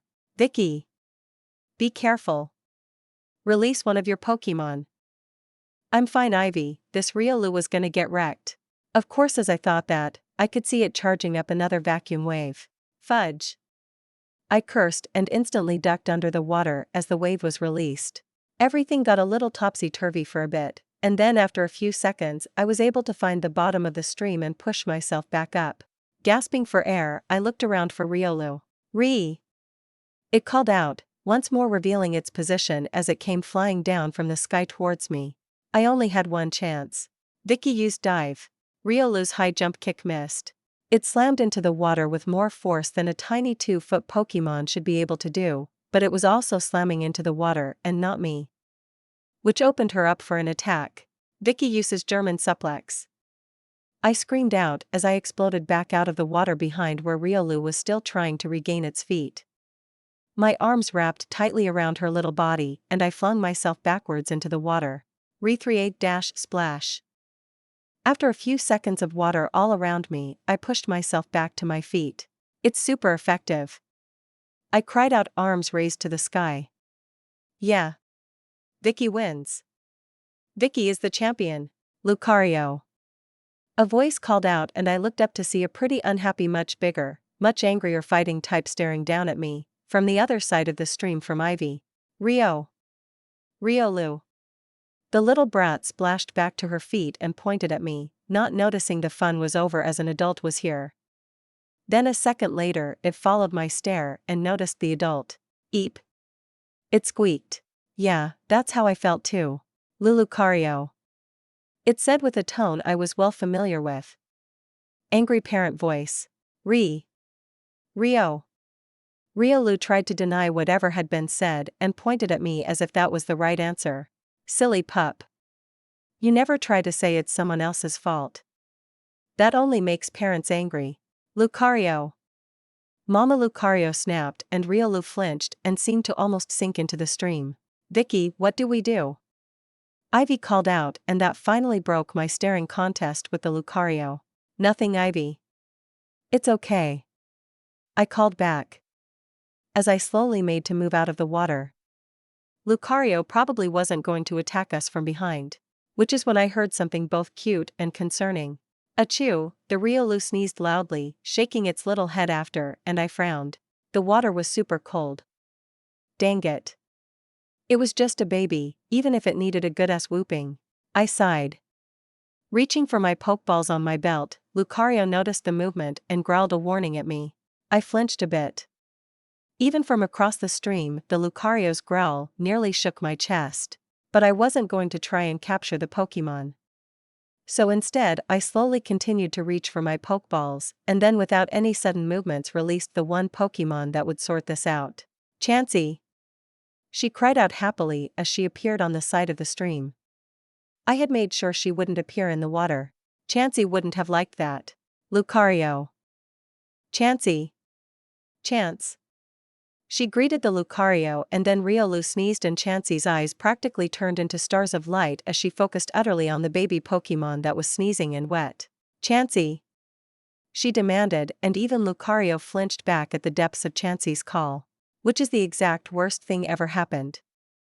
Achoo, I sneezed as well. And then the full attention of Chansey locked onto my soul. I could feel the way her eyes shifted into stars of focused light. There was no escape. A few minutes later, the situation had changed.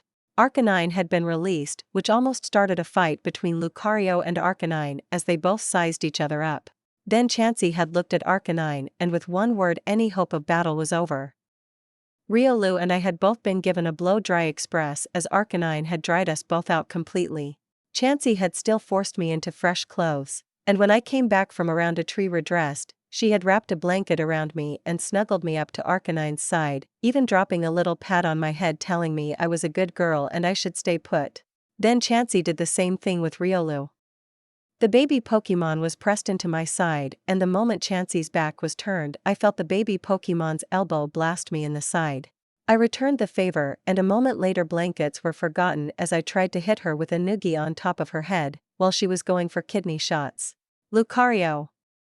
The voice startled us both, and we went back to just snuggling into the warm fur of Arcanine, pretending as if nothing had happened. Yep. Perfectly good girls here. Lucario scoffed and then to my surprise walked away, disappearing into the forest. Vicky, Ivy added, sounding disappointed. She had actually been nice enough to start setting up a small camp. A fire thanks to Arcanine was going, and she was currently warming up some water. It's this Riolu. She's crazy. I whined to Ivy, who just sighed. I've never even seen these Pokémon. Why are you picking fights with them? Huh? Really? Riolu and Lucario are fighting types. The Emanation and Aura Pokémon, respectively. They actually can tell people's emotions through aura to an extent so they can tell good and bad people apart. I said, which is the exact moment I was elbowed in the side again. Okay, they can usually tell. I corrected as I punched back through the blanket. Ivy didn't seem to appreciate that Riolu and I were still trying to hit each other, but didn't argue. A few minutes later, as the water was finally warmed up, Lucario returned with an arm full of apples. Oh, that's nice. Thank you. I answered as Lucario didn't just give one to Riolu, but handed me and Ivy one as well. I munched down and Ivy smiled brightly at Lucario. Thank you. She looked very happy that all the fighting was over. Chansey. The goddess agreed, taking an apple, and then wandering over to my bag and digging through it. She then came out with a few berries from my bag and handed them first to Riolu and Lucario.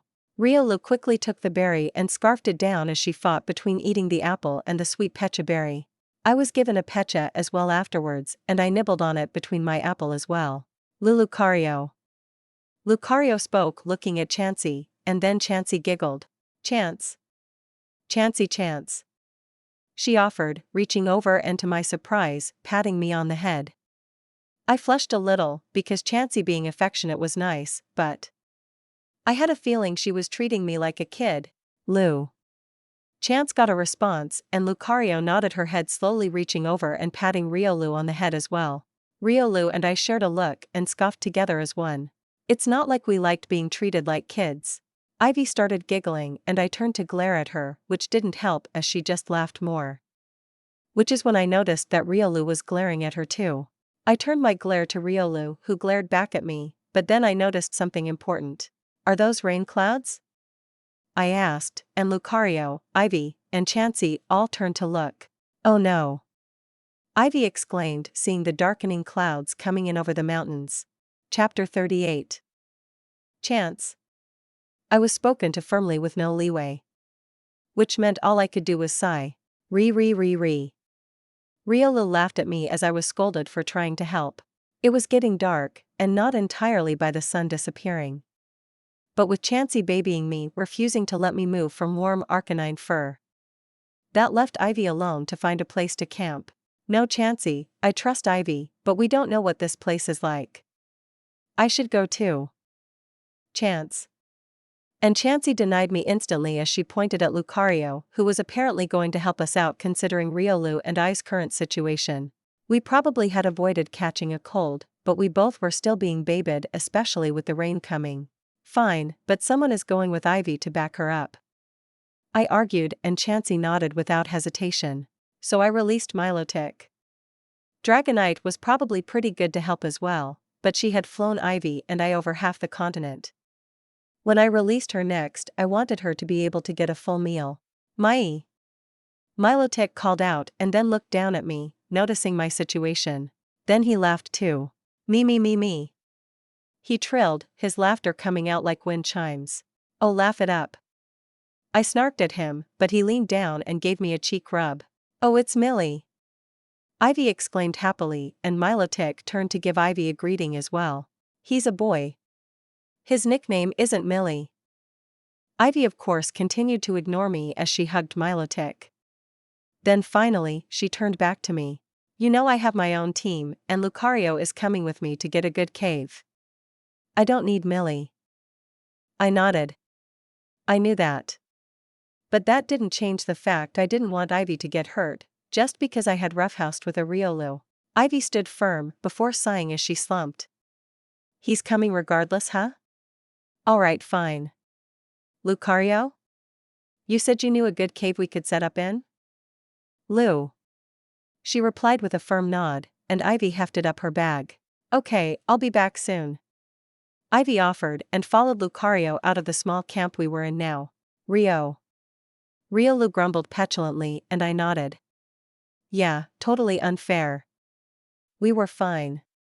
Just a bit chilled from the stupid snowdrift stream. Sure, it was colder up here in Kitakami than it was in Kanto, but that was nothing. Vicky strong. Achoo.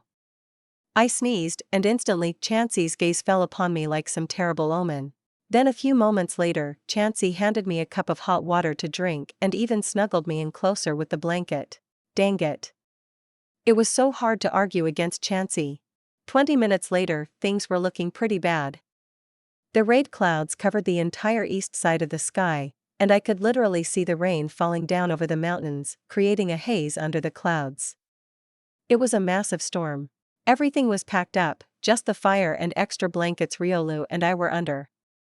Although both of us were feeling fine, considering how often we were poking or hitting each other when Chansey wasn't looking. This Riolu was a brat. Lou.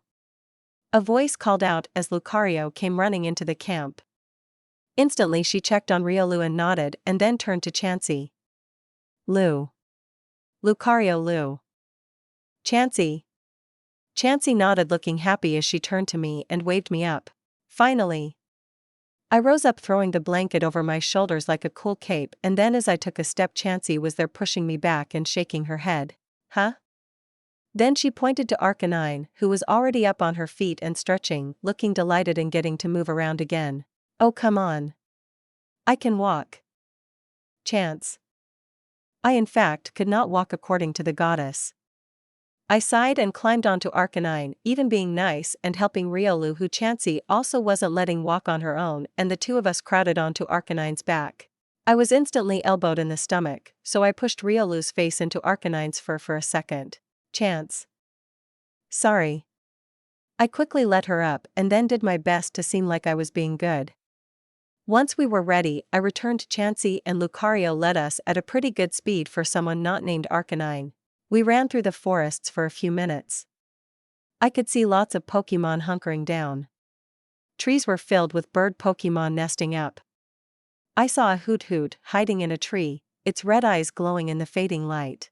Starly nestled up to each other in little clumps, usually with a Staravia providing shelter as well together. Bug Pokemon either didn't care, or hid themselves under the leaves. I saw a tree that had an entire swarm of cutiefly bunching up under its branches, preparing for the storm. The forest was definitely alive, even if everyone was hiding to ride out the storm. Pretty quickly we came across a cave, dug into the mountain. It looked like an onyx, or maybe a golem's work. I don't think onyx were native here, or at least weren't in the future. Either way, the cave had a pretty narrow entrance, but as Arcanine ducked to bring us in, Milotic greeted me from just inside and I relaxed a tad. Milotic would make sure Ivy would be safe, and nothing in that cave would handle Milotic's wrath. Just inside was a much larger room, definitely a nesting site for some rock type, but it was empty, and there was Ivy already setting up the tent, a place for a campfire, already set up with a few pieces of wood already gathered. Thanks, Ivy. I called out as Arcanine padded over and quickly started the fire. Bathing the cave in a warm glow as Arcanine simply did her stretch flop to end up laying on her belly near the fire. Of course. Ivy chirped happily. This time I get to help you during the journey. It's nice. She said and I laughed. Ivy, you've definitely helped me before. Pfft, Ivy scoffed with a laugh. You would have been perfectly fine without me holding you back on the journey. That's silly. You helped me a ton. But Ivy just ignored me, as she finished setting up her tent. Okay, that's done. Lucario? Can you get more firewood before the rain makes everything wet? Lucario agreed, and I was surprised at how well Lucario and Ivy were working together. I wonder if Ivy would end up with a new Pokemon out of this. I made to get up to help, but before I could do much, Chansey released herself. Then pushed me back to Arcanine. I can help. I whined, but Chansey cared not for my pleading. Instead, she grabbed my bag from me and started setting up everything to make food.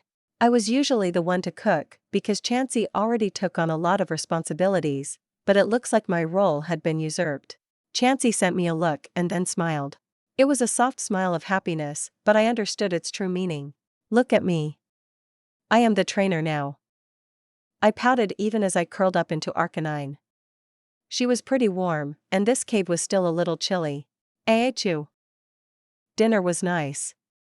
Chansey was a good chef, and I released everyone to eat, even Blue Heart, who didn't mind at all being released outside the cave as the rain that was now coming down only made his tail flop around slapping the wet ground in happiness. He got his meal and sighed into the cave, making everyone's eyes water at the heavy spice. Riolu, it turned out, liked spicy foods too, and the first time she tasted Arcanine's spicy chow, she practically drooled for more. Lucario, on the other hand, wasn't a fan, and ended up joining with Chansey for a less mouth-melting meal. Chansey was more than happy to make extra and share. Ivy's team also joined the meal. Venusaur was released outside as she was just too big to be inside as well, but she loved the water, maybe even more than Gyarados. Then I got to meet Ivy's other Pokemon. You know Butterfree, of course, and Clefairy. Ivy introduced her team, but I was more impressed by her other partner. And this is Tauros. Say hi, Tauros. Ivy prompted, and the big bull mooed at me. Ivy. You decided to get a Tauros? Well, Mrs. Hikaru had us working with hers for so long. I figured I had a good idea on how to work with them, so when I found him in the safari zone, well, it was perfect. Tauros has been a big help. I ride him a lot. Venusaur is a little too slow for a ride Pokemon. I giggled at the idea, because Ivy riding on the back of her Venusaur would be a pretty funny image. Well, it's nice to meet you, Tauros. I greeted him, although he mostly just ignored me, focusing all of his attention on Ivy. Ah. He loved her. But then Ivy hesitated at her last ball and shrugged. Releasing a familiar Pokemon. F.O. Fomantis. It squeaked as it blinked, looking around. Then it grew quiet as it seemed to hunch into itself and curl up. Hi. I'm Ivy. I'm sorry about capturing you, but you were jumping at my head, and you got hit by Venusaur Spine Whip, and I just had the Pokeball in my hand. Ivy was kind of floundering, and I didn't really have an answer this time. Ivy and Fomantis just kinda sat next to each other for a while. Until eventually Fomantis was returned. With that, everyone was fed, and we all settled in. The rain outside was coming down like crazy, and I did return Gyarados, just like Ivy did Venusaur. Most of the Pokemon ended up returning to their balls since nothing was really going on. Although Arcanine stayed out to keep the cave warm and the fire running, and Chansey stayed out to keep checking on Riolu and I. Even if I was fine. I was just feeling a bit sneezy. Probably the pollen up here or something. Lucario settled in, and Riolu eventually moved over, still carrying the blanket that Chansey had given her, and cuddled into her mama. The two were cute. Well. Riolu was cute as long as she wasn't awake. I settled into my sleeping bag, not bothering with a full tent, with Arcanine to keep me warm, and cuddled in for the night as well. Unfortunately, the next morning, the storm had not let up at all. In fact, it only got worse. Thunder and lightning filled the sky so constantly I was wondering if there was a Zapdos up there fucking around. Achoo. I sneezed, grumbling. I was still totally fine. Just my nose was a bit runny. I guess we stay inside today. Ivy offered, and I nodded even as I sniffled at my runny nose a bit. Yeah. It's okay, we have plenty of time to find more friends. I told Ivy, and she nodded, but then I turned to Lucario. You're of course welcome to stay with us as long as you want. I offered, and I was talking to Lucario, because Riolu was a little brat. Even if she was looking about the same as I was. Her nose was a bit runny, and she was grumbling and getting antsy even as Chansey and Lucario mothered her. Lucario. She replied back and did a bow that was a thanks and agreement all in one. No problem. I waved her off. This storm was pretty rough, and it was always nice to have more company. Even if that brat could go take a hike into the storm, for all I care. I still had bruises on my sides from her stupid puppy paws. Probably sensing me, Riolu turned and glared, and we both glared at each other for a few moments. Alright. Ivy decided as she moved over and walked into her tent. A few moments later she came out with a radio. Let's see if we can get any stations. She proclaimed, and we all sort of nodded and settled in around Ivy. There was a radio station that got through. It was terrible. Some absolutely terrible oldie station. We all listened to it anyways. Lucario, it turned out, was really good at cheating at cards. I was glaring at the blue jackal with as much suspicion as I could, which I was pretty sure she was picking up with her aura sensing power. Yet, she just continued to win. Ah! Ivy screamed into her thighs, at once again being destroyed by the Pokemon that hadn't known what cards even were before this. Riolu was only semi-interested, and mostly just sent me superior looks whenever I lost a hand as well. Which was going to hurt that little brat a second taste of the German suplex if she kept it up. That earned me a raised eyebrow from Lucario, and I looked away. Lucario mama was pretty scary, to be honest. It's okay, Ivy. There is always the next game. I reminded her, but Ivy lifted her head from her thighs, almost crying. But she'll just win that one too. She cried out and returned to her Sandshrew impression as she curled up into a ball. Yeah. I had to admit. She was definitely cheating and winning, and you know what? I threw down the cards for the final time. I'm out. Me too. Whispered Ivy, and the admittance of our failure actually made Lucario look quite smug. Overly smug. Being stuck in a small cave was pretty boring. It was even worse when you were stuck with cheating at cards Pokemon. Alright. I decided, rising up, under the watchful eye of Chansey, who hadn't played cards, but had kept a close eye on me to make sure I was being careful. My nose had stopped running, so Chansey was thankfully no longer babying me too bad. I'm going to sleep. I guess it is getting late, I'm not tired yet though. So I'll stay up for a while. Ivy offered, looking out of the cave where the rain was still coming down unseen in the darkness of the night. I slipped into my sleeping bag. Arcanine had already been napping, but as I settled in, she rolled over a bit, letting me curl into her back, where all the fur was super warm and soft. Ivy went to her little tent she had set up. Lucario and Riolu once more curled up together. The two wild Pokemon had been given some spare bedding, which Riolu seemed fascinated by even if Lucario didn't seem to care. Living in the wilds, I guess, made it less of an issue. Especially since with the fire going, and Arcanine still napping in the cave, the whole place felt warm and comfy, even with the storm outside. Slowly I drifted to sleep. Ivy poked the fire with a stick, making sure some of the wood that had been gathered would catch alight and build up. They were running out of firewood, but thankfully Arcanine was a fire type, so even if they ran out, they would have fire. Lucario and Riolu were sleeping in the corner, and Ivy was actually really reassured that Lucario was with them. The Pokemon was mature and gentle, and had even helped keep her calm when Vicky and Riolu started showing signs of being sick. Ivy wasn't sure she could do this on her own, and so losing Vicky would have been scary. Although it would be nice if Vicky and Riolu would stop roughhousing every moment they were put anywhere near each other. Ivy was a little scared Lucario would react badly since Vicky definitely wasn't being gentle, yet thankfully it had all worked out. She flinched as thunder roared above them. Cleffa? Clefairy asked from her side, and Ivy felt herself react as she threw a smile at her friend. Bulbasaur, now Venusaur, might have been her partner, but they felt almost like siblings most of the time since they had grown up together. But Clefairy was Ivy's friend. A companion that she was doubly glad for. So many lonely nights that had made her want to give up on her journey, only to be reassured by her friend. I'm okay, Cleffy. Just wish this storm would end already. Clef. Clefairy, Cleffa, Clef. She chattered back. Ivy wasn't as good at parsing out what her Pokemon were saying as Vicky seemed to, but it was that chatter that Clefairy liked to do, that was Ivy's favorite thing. Just the noise having someone there was enough to soothe her. Cleffa. Clef. Clefairy complained about something, so Ivy followed her gaze and then landed on Vicky. Vicky, who was half out of her sleeping bag, leg kicked up on top of Arcanine and snoring. Vicky snored. She hadn't last time, but she was a little sick right now. And it sounded like her stuffed-up nose was making her snore. Cleffy was right. Yeah, it's kinda annoying. Ivy agreed, and Cleffy nodded as Ivy had actually been right about what she was complaining about. Then thunder broke out once again and Ivy flinched, before relaxing. Aeeeee. A noise came from outside the cave. A haunting cry. Almost a scream. Ivy was on her feet, instantly holding her stick as she waved it at the entrance of the cave.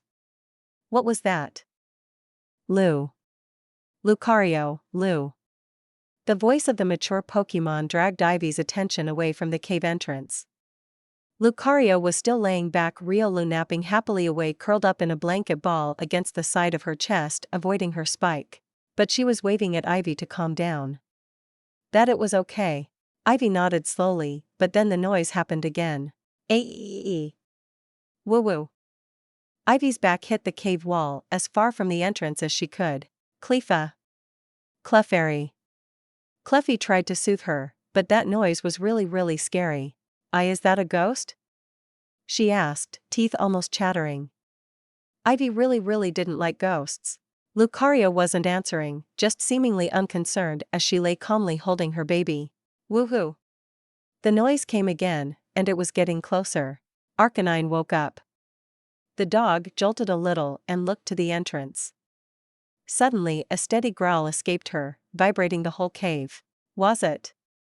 Vicky came awake instantly at the noise, sitting straight up, blinking sleep out of her blue eyes. Something is outside. Ivy hissed, and Vicky looked at her, blinking slowly, as if she hadn't understood a word that had just been said. Woohoo! The noise was close.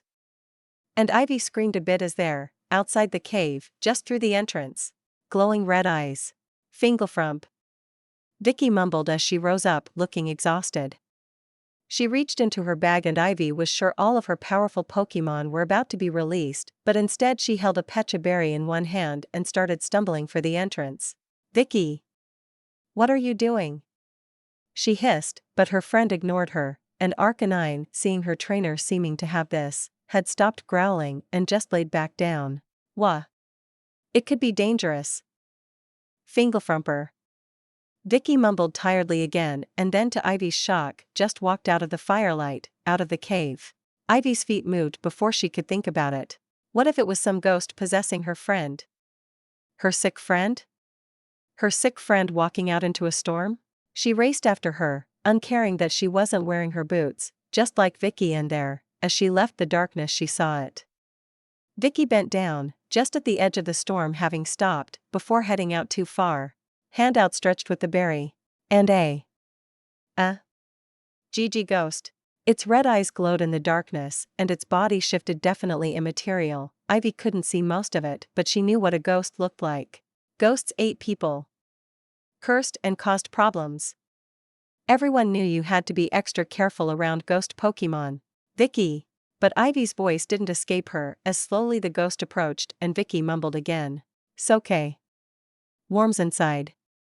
Vicky mumbled, and to Ivy's horror, Vicky reached out and picked up the ghost. Ivy stumbled back, but Vicky didn't even pay her any attention as she sleepily walked back inside, Ivy backpedaling as Vicky approached, and there in the light of the fire was the Pokemon. A ghost. Its body a shifting mass of shadow. It was tiny, with a piece of wood on its head. Its eyes were locked onto Vicky's face, even as it held the Pecha Berry in its hands, as Vicky carried it like a baby. Ivy nearly stumbled over Lucario as she backpedaled. "Vicky?" She finally managed to squeak out in terror, but her friend just continued to mumble sleepily as she walked over and dug into her bag, pulling out a towel. Then flopped onto her sleeping bag, settled the little ghost in her lap and started drying it. A few moments of roughly running the towel over the Pokemon's wooden mask? Head? With the Pokemon making little fan noises at the sudden motion, and then Vicky pulled the towel mostly away, and patted the Pokemon on the wood, before gently rubbing the towel in a few spots that were still wet. Once she was satisfied, the Pokemon still clutching the Pecha Berry tightly, Vicky grabbed another spare blanket out of her bag. How many of those did she have? And wrapped the little stump? It looked like a stump. The stump Pokemon up in the blanket and settled it next to the fire. One more pat on the head, and Vicky flopped back onto her sleeping bag, and curled up back to sleep. "Vicky!" "Fngrgl," was her only response. Then the little Pokemon's eyes went from Vicky to Ivy. Oh no. Chapter 39. I woke up feeling pretty great. I think I had slept in? Oh, Arcanine was still snoring, and the sound of rain explained why she was still napping and not demanding exercise. Well, getting to sleep in for once was kinda nice. I rose up and stretched, a jaw-breaking yawn escaping me as I stretched. Then I blinked and looked around and instantly stilled. Ivy was awake and glaring at me, eyes red and almost puffy. "Ivy?" "Vicky." She greeted me coolly, completely unlike her normal self. "I mean, that's really cute." "Don't." she hissed. In her lap was a sleeping Phantump curled up in a ball, almost looking like he was suckling his thumb as his hand was pressed up against the front of his stump. I refused to sleep. Do you know how many stories there are about ghost types attacking people in their dreams, or eating dreams? Or worse. What? Phantump are sweethearts though. And Dream Eater is just a move, most Pokemon aren't going to just attack someone. I responded, honestly confused. They were one of the few ghost types that didn't have any scary stuff directly relating to them. Sure, people would get lost in the woods looking for them crying, but they were crying because they were little kids, not because they wanted to get people lost. "Vicky. Ghosts terrify me." She hissed quietly, the noise not even ruffling the Phantump's body as he continued to snooze away curled up against her. "You don't like ghost types?" "Ghosts are scary." I just continued to look at her because I just. Why? They are just a type of Pokemon. No different than grass types to fire types. Phantom is very nice and gentle. And he's a grass type. I offered casually. And Ivy's glare didn't lessen at all. I don't like ghosts. You seem to be okay with Phantom now. He was crying. She answered a little bitterly, but I noticed the way she brushed her hand over the little guy's head. Ah. She might have been scared of ghost types. Something I didn't know, but had still wanted to comfort him. Well, Phantom are absolute sweeties. Really. They evolve into Trevenant, which is like a giant moving ghost tree. They protect forests, and are also very kind. Ivy blinked and then puffed out her cheeks in irritation, even as she then held the Phantom all the tighter. You should ask him if he wants to go with you. Maybe. Great. I'll make some breakfast and dash. Vicky. Yeah? He isn't going to attack me in my sleep? No, of course not. Then I'm going to bed. Don't wake me up. Okay? Good. Everyone was fed, and Ivy had taken Phantom into her tent and they were sleeping, being all cute. The poor little guy must have been exhausted because he was still napping, despite the hours going by. I guess being lost in a forest during a massive storm would be pretty scary. I really hope they weren't actually children that had died in the forest. I really hope that was just weird Pokédex lore. I mean, ghost types still laid eggs, so I was leaning more towards it just being goofy Pokédex bullshit again. Looks like the storm is finally breaking. I mentioned to Lucario as I came back from checking the entrance. It was still raining a bit, but it wasn't constant anymore. Lou. She nodded, having been kneeling by the fire and filling a bowl of Pokemon stew. Lucario very much enjoyed my cooking, and that was something I was very proud of. What are you going to do? I asked her as I settled in to grab some of the food for myself. It was tasty enough for humans too. I mean, you're welcome to stay. Ivy and I will likely use this cave as our base camp, and having more around just means more security. I trailed off because Lucario was looking out towards the entrance and then back to me. I see. I nodded. She wanted to go, and had only stayed because of Riolu potentially getting sick and then the rain. Well, come back anytime for lunch. You can even bring the brat. I offered, pointing a spoon at Riolu, who was practically licking her bowl clean after her own lunch. Riolu. Ri. She instantly snapped back at me, and I couldn't help but respond back. Leg. I pulled up my cheeks and waggled my tongue at her. A pretty common playground insult in Kanto. Riolu? She snapped at me, then looked to her mama, who just sipped at her stew and then scoffed at Riolu, who looked frustrated, and instead of responding how I expected, she scoffed and settled back down. Then of course she realized she was still hungry and wanted more, and I gave her a haughty look as she looked from the bowl to the pot of stew that I was standing over. Rethii 3i. She growled out, and I laughed at her obvious irritation before I held out a hand. Bowl. She didn't look like she wanted to, but eventually her stomach forced her forward. And she handed me the bowl and I refilled it. Even tossing in some spicy leche for her that I prepared beforehand. She took it and even offered me a gritted thanks with a rial. And then she hurried over to Lucario and settled in to happily eat next to her mama. I nodded pleased, as everyone was nice and stuffed full of tasty and healthy food. I settled in and grabbed Ivy's radio. Quietly turning it on, to see if the channels were back, and the music one was.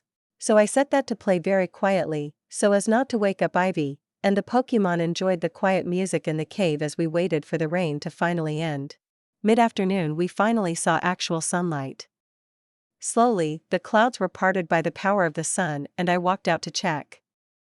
Everything was wet and muddy, but I could hear Pokemon beginning to call to each other and head out looking for food. Lou?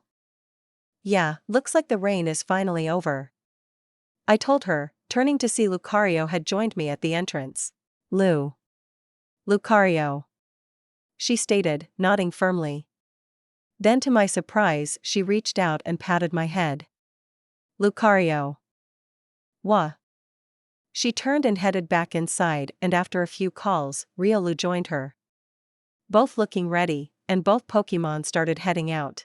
It was nice to meet you, I told them, and while Lucario nodded, Riolu blew a raspberry, which I instantly returned, almost starting the fight all over again, but Lucario wrapped an arm around Riolu's shoulder and guided her away, even if both of us were glaring at each other.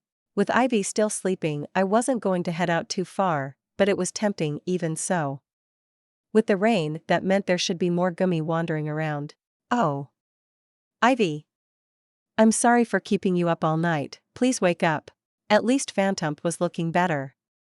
The poor guy's stump had been super waterlogged last night. I might have been half asleep, but at least I still knew how to take care of cute Pokemon. Well, okay. If Ivy was still asleep, that didn't mean I had to stay inside the cave. Besides, Arcanine needed some exercise. Come on, girl, I whispered, and Arcanine jerked to her feet, tail already flailing as if I had just said the magic word. Walkies, I said, and that tail exploded as she practically ran past me. Right, no leash. So that meant she was finally free.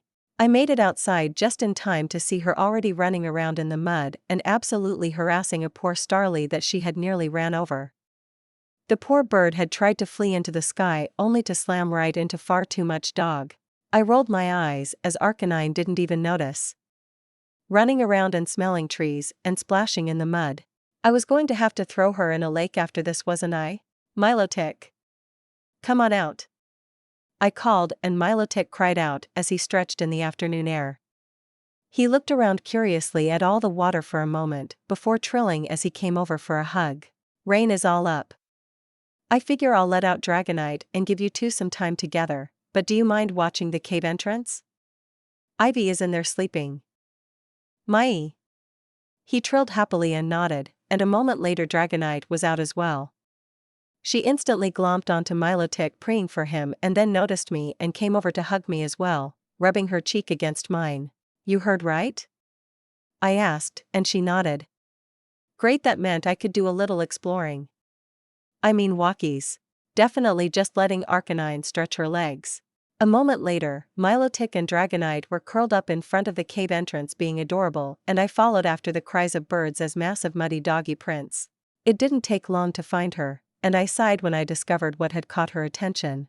A small pack of Squovit were being harassed as Arcanine ran around the tree they were in, and they were screaming at her as she ran around and around. Arcanine, leave those poor Squovit alone, I called out, and she turned to look at me and whined, and I noticed what had gotten her attention. The Squovit had lechy berries. You glutton. You just ate. Leave them alone, I called out, and finally she whined again, and with only a few backward glances did she slowly walk back to me. Silly dog, I told her as I grabbed her cheeks and rubbed them a bunch.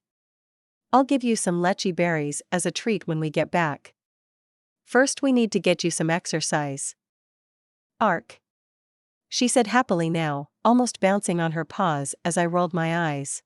Okay, let's do this, I said as I walked over and climbed onto her back. There. Now this mountain has all sorts of stuff. Let's do a quick exploration, I offered and held on as Arcanine's back bunched under me. And then we were off. Kitakami was a pretty crazy place. With the giant mountain in the middle and all the mountain ranges surrounding it, the place was actually really varied in its geography. Lakes and rivers.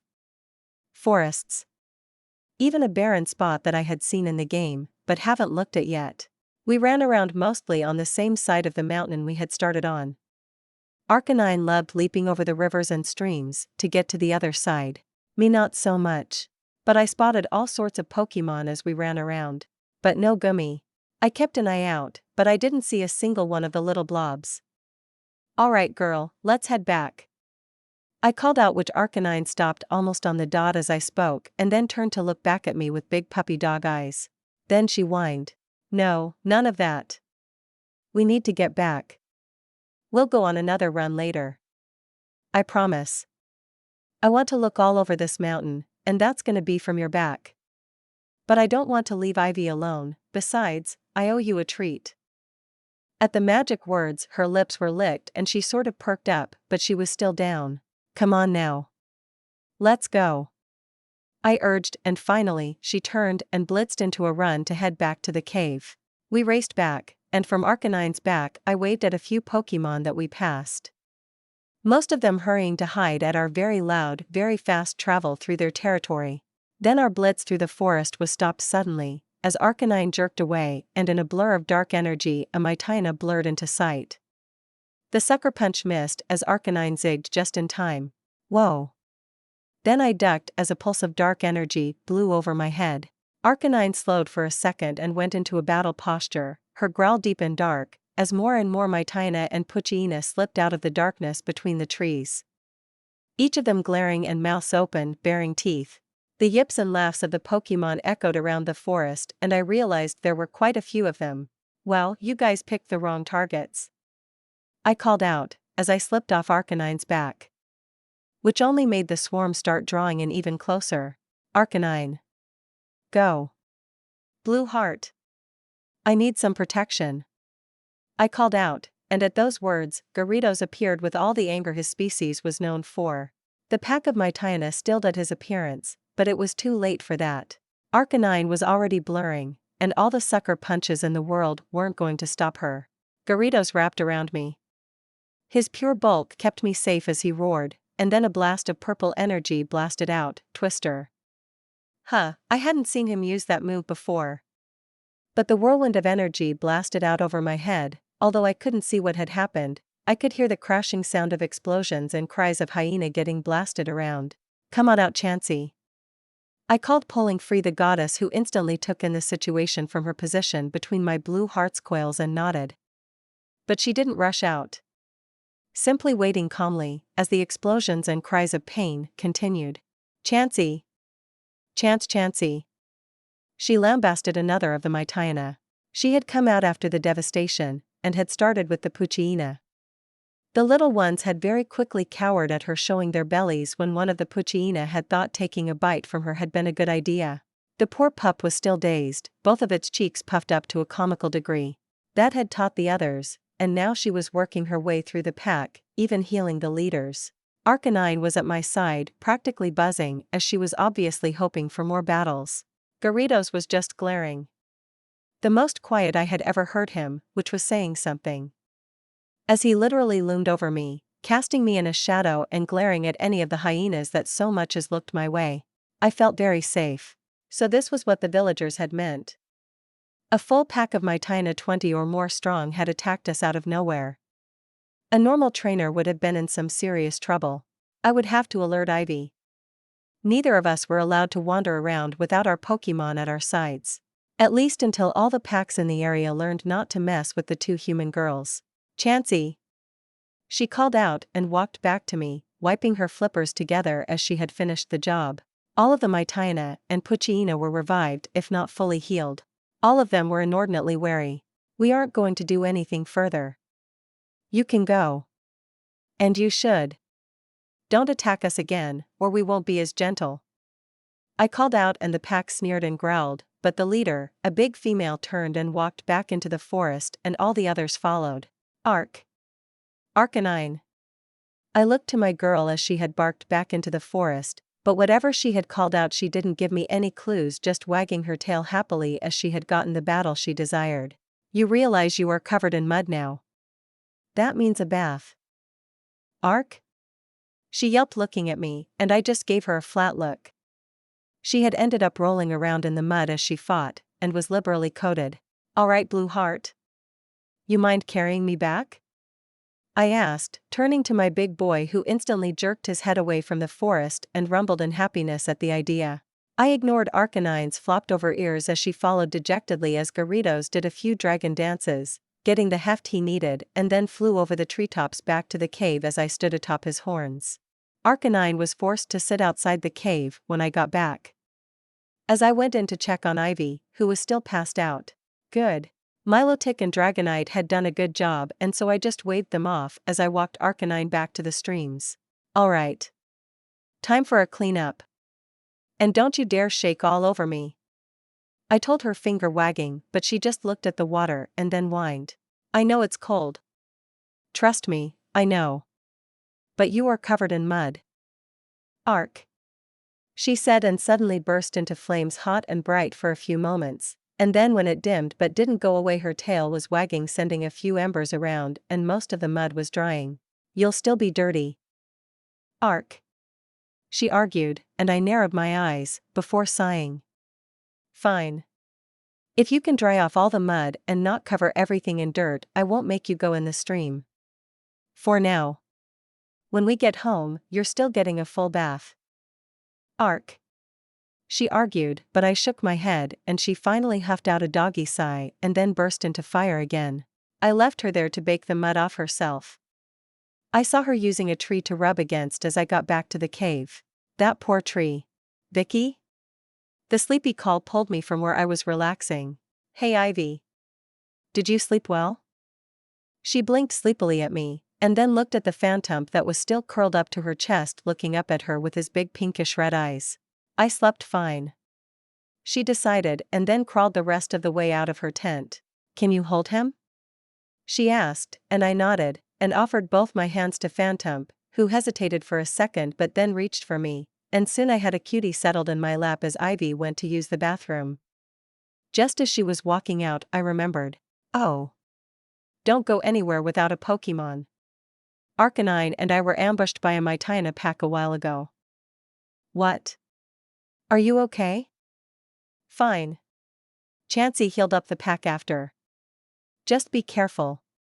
Pokemon here can and will try to eat you. She shuddered at the idea but nodded, and once she was outside, I heard the heavy thump of her Venusaur join her. I looked down and into the pink-red eyes, and smiled at Phantom. You hungry? He sort of jittered a bit, and that was good enough for me. Let's find out your favorite, and I'll make you something to eat then. Let's see, here are the basic berries. Let's figure out what you like. I hummed as I spread out each of the berries in front of him, and giggled as he looked between them all and me with a shocked look on his face. Yeah, figure out which one you like the most. I assured him, and giggled as the little ghost started looking pretty excited. Chapter 40. Ivy came back into the cave to see me feeding the little phantom some sweet berries.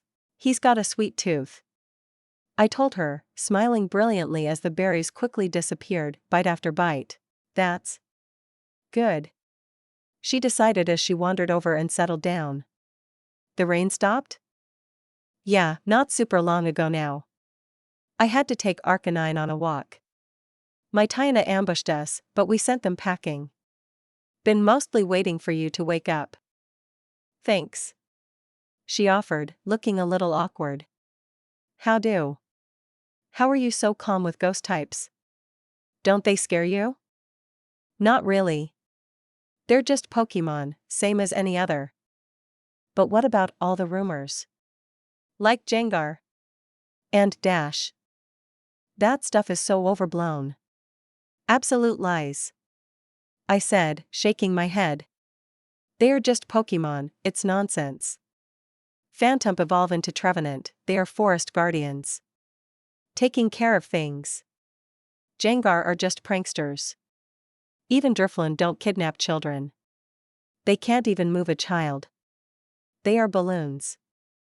What's a Drifloon? Ah, nothing, just a ghost type that floats around like a balloon. Sure, they can be dangerous, but so can any Pokemon. Ivy looked a little hesitant, but as Phantom finished his meal, he looked up to see Ivy and raised his arms practically instantly, despite the mouth hole around his stump covered in berry juice. Cute. I think despite me pulling him into the cave, the little guy had definitely bonded to Ivy. She hesitated for a moment before sighing, and holding out her own arms, and he quickly floated off my lap to cuddle up with her. Which she sighed at, as she grabbed a napkin and cleaned up his face. You should ask if he wants to join you, I said the moment Ivy got comfortable, and then she got very uncomfortable. Maybe. Well, think about it. A Trevenant would be huge for your family. Imagine a big tree Pokemon that can control trees in a forest. Wait. They can control trees? Yeah, it's cool. Ivy looked down at the little stump and maybe held the little guy a little closer. Where did Lucario and Riolu go? Ah, once the rain let up, Lucario decided to head out. I thought you would. I mean, I thought you would try to catch them. Eh? Lucario didn't seem interested. I didn't just say Lucario. She answered with a bit of sass. I don't want that brat. Okay, sure. She answered and then shrugged as she leaned back with a big yawn. I'm going to be heading out soon. I want to see if I can't find some gummy, now that it rained. I told her, and she blinked.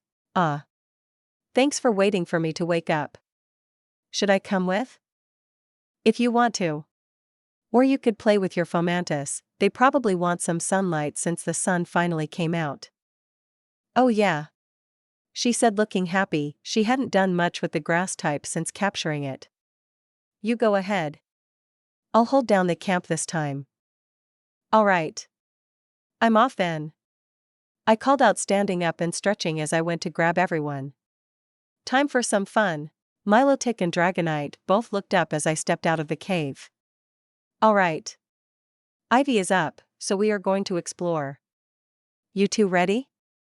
Drag. Milotic. Awesome. I returned both of them as I stretched, and finally Arcanine met up with me. You look silly. I told her, as she now had brown mud baked onto her fur everywhere. Arc. She just barked uncaring and wagged her tail. Alright, let's go look around. I need to find some caves. You ready? Arc. Sounds about right. Then I jumped onto her back. I could have taken some time to put on her saddle, but we weren't really traveling. We sped off. Just stay close to the river. There has to be a cave near the water for the gummy. I called, and Arcanine sped over to run along the river. Finding a cave was actually kinda hard.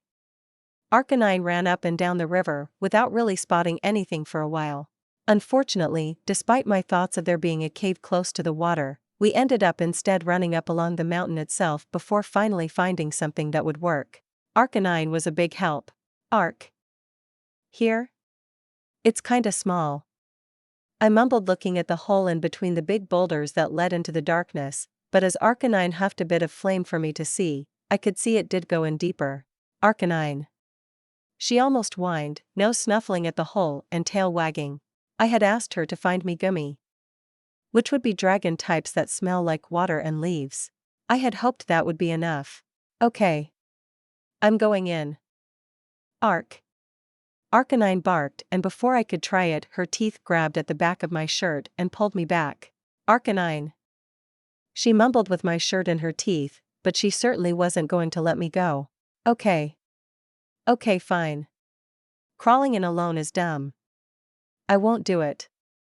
I assured her, and I was instantly dropped onto the not-so-soft dirt. Thanks. I mumbled at her with a glare, but then looked at the hole. I didn't want to just smash in the hole. If this was a gummy cave, then they might be using the small entrance as a form of protection. So instead, I just crawled over to the entrance. Hello? Is there any gummy in there? My name is Vicky. I'm a Pokemon trainer. I'm looking to make new friends. I called out into the hole and just waited. Arcanine? I shrugged at her. If you are asking if I think that'll work. I really don't know. Can't hurt. She huffed at me, and then I just sat there waiting. And waiting. I don't think it worked. Arc. Okay, so plan B. I said as I decided to stand up. Let's look around. Can you smell any trails? Like slime trails? Gummy are slimy. Arcanine returned her nose to the ground and started snuffling. Very quickly, she circled around the entrance a few times, nose to the ground, before slowly walking off in a direction. Well, that could work. I followed her for a minute as we moved over the rough stone into the forest. The very wet forest, which I'm sure wasn't making her job any easier, but Arcanine seemed to be having fun. I would have to add some tracking training to her skill set soon. Papa would probably know how to train for tracking. I would have to ask him. Arcanine led me into the forest, around trees, and in one case through a bush that to my delight had a hole where all of the leaves had been chewed away. Gummy signs. Then we ruffled through a bush and Arcanine stopped. There was a small pond. Heavily filled from all the rain, and it was practically covered in bushes. and all around the bushes were a dozen gummy all chewing away at the leaves while sitting in the water. "Oh my glob," I said, unable to stop myself.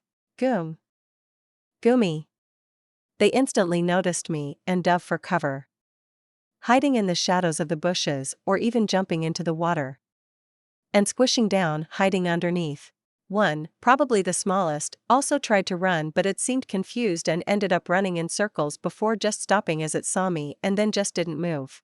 "Hello," I called out, but that didn't seem to do anything, so I waved Arcanine back and slowly stepped forward and then another until I was right up by the water. And the one gummy that was just sitting there. Oh, he or she was just shivering in terror. "I'm not gonna hurt you. Any of you. I promise," I told it softly, but it was still just sitting there shivering as if it couldn't move from all the terror. I looked around and slowly walked to one of the bushes and grabbed a few of the leaves from the top where they couldn't reach and then slowly cautiously walked over. I stepped into the water as gently as I could, but every ripple that touched the gummy only made it shiver all the worse. But I continued closer. I had to. I couldn't just run away now. "Hi," I whispered gently, and then held out the leaves on my palm, just in the water in front of it. The leaves in reach to snack on. "You can eat these if you like. I'm sorry if I'm scaring you. I'm Vicky, a Pokemon trainer. I'm on a quest to find new friends." And then I waited. Nothing. No movement. It just stood there wobbling a little but not running or doing anything else. I looked to the others I could see in the bushes, and they were just as terrified. Each of them hid as deep as they could in the shadows. What should I do? Do I leave? Do I just throw a pokeball? No, that's the wrong choice obviously. I just wanted them to not be scared. Even if none of them wanted to come with me. "You're very cute." Just a little blob of cuteness all wrapped up in tiny little gummy, I told him, and that opened the floodgates. I've always liked gummy. You guys are super cute and nice. One of the nicest dragons for sure. You guys also just eat leaves and stuff, so you don't even hurt people. I've come a whole long way just to meet you all. I want to make friends with all the gummy in the forest. And play with you all, and just have fun. I'm sorry if I scare you. And then my smile fell, because the gummy just sat there. Scared. I was scaring it. I didn't want to scare it. Placing the leaves in the water in front of it, I slowly rose up and backed away. "Ark?" I just shook my head and walked past, punching through the bushes, ignoring the minor cuts and scrapes. My eyes were stupid and crying right now. Arcanine?" My girl nudged me a bit, giving my face a big lick a moment after before I could respond. "Bleg. Arcanine." I grumbled at her, but she was still nudging me with her cold nose, and I sighed and rubbed my eyes. "It's stupid," I revealed. I was crying because gummy were scared of me, and I hated that. They were one of my favorites, but I had scared that poor Pokemon half to death, and it hadn't even worked. I couldn't get it to calm down enough to actually listen, and it just sucked. I had come all this way to meet gummy, to capture them and have the cutest blobs in the entire world. Arcanine," she said before nuzzling me, and I wrapped my arms around Arcanine's head. "You're such a good girl," I told her, even if I wasn't sure what she had actually meant. It didn't matter. It sounded reassuring. "Come on, let's go check in with Ivy. I need some time to think," I told her, and soon I was once more mounted and we were off. But I couldn't help but look back towards the direction of the pond. "Vicky?" Ivy gasped as I walked into the camp. Looks like she had been getting ready to head out herself, but she paused in putting on her backpack when she saw me, and instead rushed over and threw herself into a hug. "Are you okay?" "Yeah. It's silly. I'm fine, I didn't get hurt. I found some gummy. But they were terrified of me, and I don't want them to be scared." I offered, sighing as I accepted the hug, and the worried look after. "Come on, sit down then. Do you want to tell me what happened?" "Not much to tell, Ivy. I found some gummy, but they were really scared of me. Like utterly terrified. One got so scared it just couldn't move. So I had to leave. I was scared I might actually hurt it if I stayed. It sucks. Where's Phantom? Oh, Vicky. She offered and sat beside me as I settled on my sleeping bag. Phantom decided he wanted to come with me, so I captured him. But let's focus on you. Is this the first time you've tried to capture a Pokemon only for it not to work? What?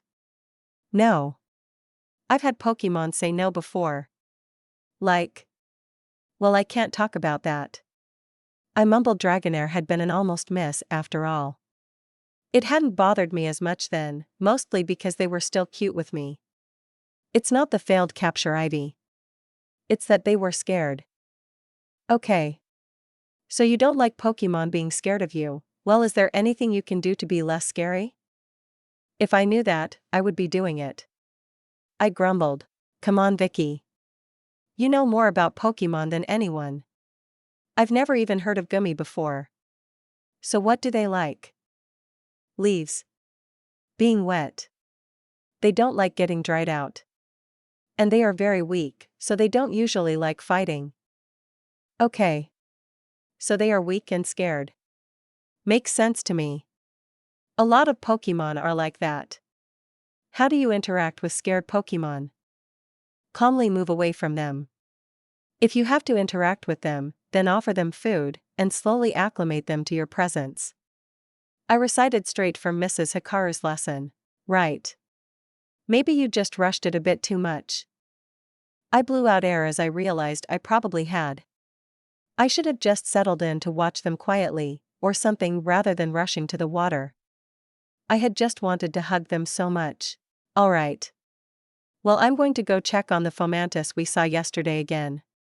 I want to catch a few more of them, to make sure we can breed them back in Kanto. Ivy said, suddenly standing up. Want to come with? Play with the grass Pokemon? I do think they are cute. Just wait until you see their evolution. You know what they evolve into. Tell me. She demanded, and I did laugh at that as I rose up. Come on, we can ride Arcanine back there. I'll tell you all about the cool not bug-type Lurantis. I snickered as quietly as I could as Ivy, despite having her own Fomantis that was actually pretty friendly with her now. Apparently she had bonded with the little guy while I was gone. But the wild ones? Those she was still struggling to interact with, because she had to run down the road dodging weak solar beams once again when she accidentally nudged one of them as she was crawling around them. Don't laugh. She whispered angrily at me as she finally made it back to where I was sitting against a tree. Do you want a good hint that might just make this really easy? I offered, and she narrowed her eyes. Yes. Fomantis are so grouchy because they are sleeping while collecting sunlight. It's like their favorite thing. Absorbing sunlight. I reiterated the most important part. Ivy scrunched up her nose, but eventually she seemed to catch on, and she pulled out a Pokeball. Venusaur. Come on out. Quiet now. She called quietly, and Venusaur appeared, only making a short noise as it reformed. Then it turned to Ivy wondering what she wanted. Venusaur used Sunny Day over the Fomantis. Soar. It agreed, and a moment later its flower seemed to open even more than it was before, and then the sunlight turned glaring. Every Fomantis made a really cute little beep noise as they opened their eyes, and then began shaking and opening their leaves. It took me a second to realize they were giggling. They loved it. Okay, Venusaur. Keep the sunlight coming. I'm going to try and make some new friends. Ivy offered and then did just that, wandering closer, making sure not to nudge any of them. She caught up to her own Fomantis that was practically back asleep in the sun, and she whispered to him quietly, then she moved on. She found another one, and started whispering to it. I couldn't hear what she said, but slowly she got her response, and she moved on. On the third attempt it must have worked. She pulled out a Pokeball and booped the Fomantis on the head. It disappeared into her Pokeball. She must have found one willing to come with her. Cool. Ivy was so cool. Crawling around in a horde of Pokemon and making friends with them. I felt my smile disappear. That hadn't worked for me. Despite the harsh sunlight, I felt like someone had just dropped a rain dance on my head. I caught the motion out of the corner of my eye and reached up and caught it. Ninja reflexes. I informed the Pokemon that had just thrown a Pecha berry at my head. Rio. She scoffed as she walked over, then pointed at Ivy. Riolu looked pretty amused at Ivy rolling around in the grass. She wanted to capture more Fomantis.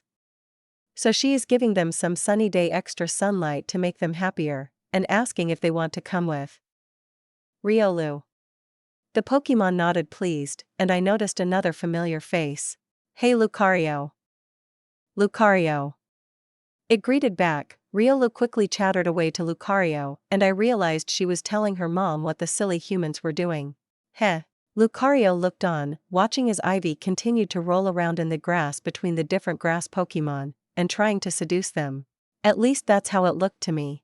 I took a bite of the Pecha berry and instantly earned a squawk from Riolu, who turned to me angry. It only took a second to realize what had pissed her off as she made to swipe the berry from my hands. You threw it at me, that makes it mine now. I told her and then bit into it to hold it in my mouth as I fended off both of the fighting Pokemon's paws as she went to grab it from me. A few minutes later, Ivy's voice interrupted. Vicky, are you fighting Riolu again? I looked up from where I had Riolu in a headlock, giving her my best noogie, while she was biting at my arm trying to break free. She wasn't really biting too hard, more a warning than anything, which is why I wasn't hitting her with the Super Vicky Noogie special. She started it. Riolu, I'm sorry for Vicky. Vicky, let her go. Ivy demanded, and I sighed as I rolled off the pup and started rubbing at my forearm that now had Pokemon teeth indented into them. If I get rabies from this, I'm gonna kick your ass. Rio. She hissed and then made a gagging noise as she pointed at her tongue. Heh. I guess I don't taste very good. Before she could say anything more, I reached down, picked up the long-forgotten berry, and slammed it right into her mouth. There, that should oof. I wheezed as Riolu slammed a paw into my side in retaliation. You two really can't stop, can you? Ivy moaned. Lucario Luca. Ivy took a second, but the sigh from Lucario clued Ivy into what the Pokemon had meant. Yeah. Ivy sighed along with her. Rude.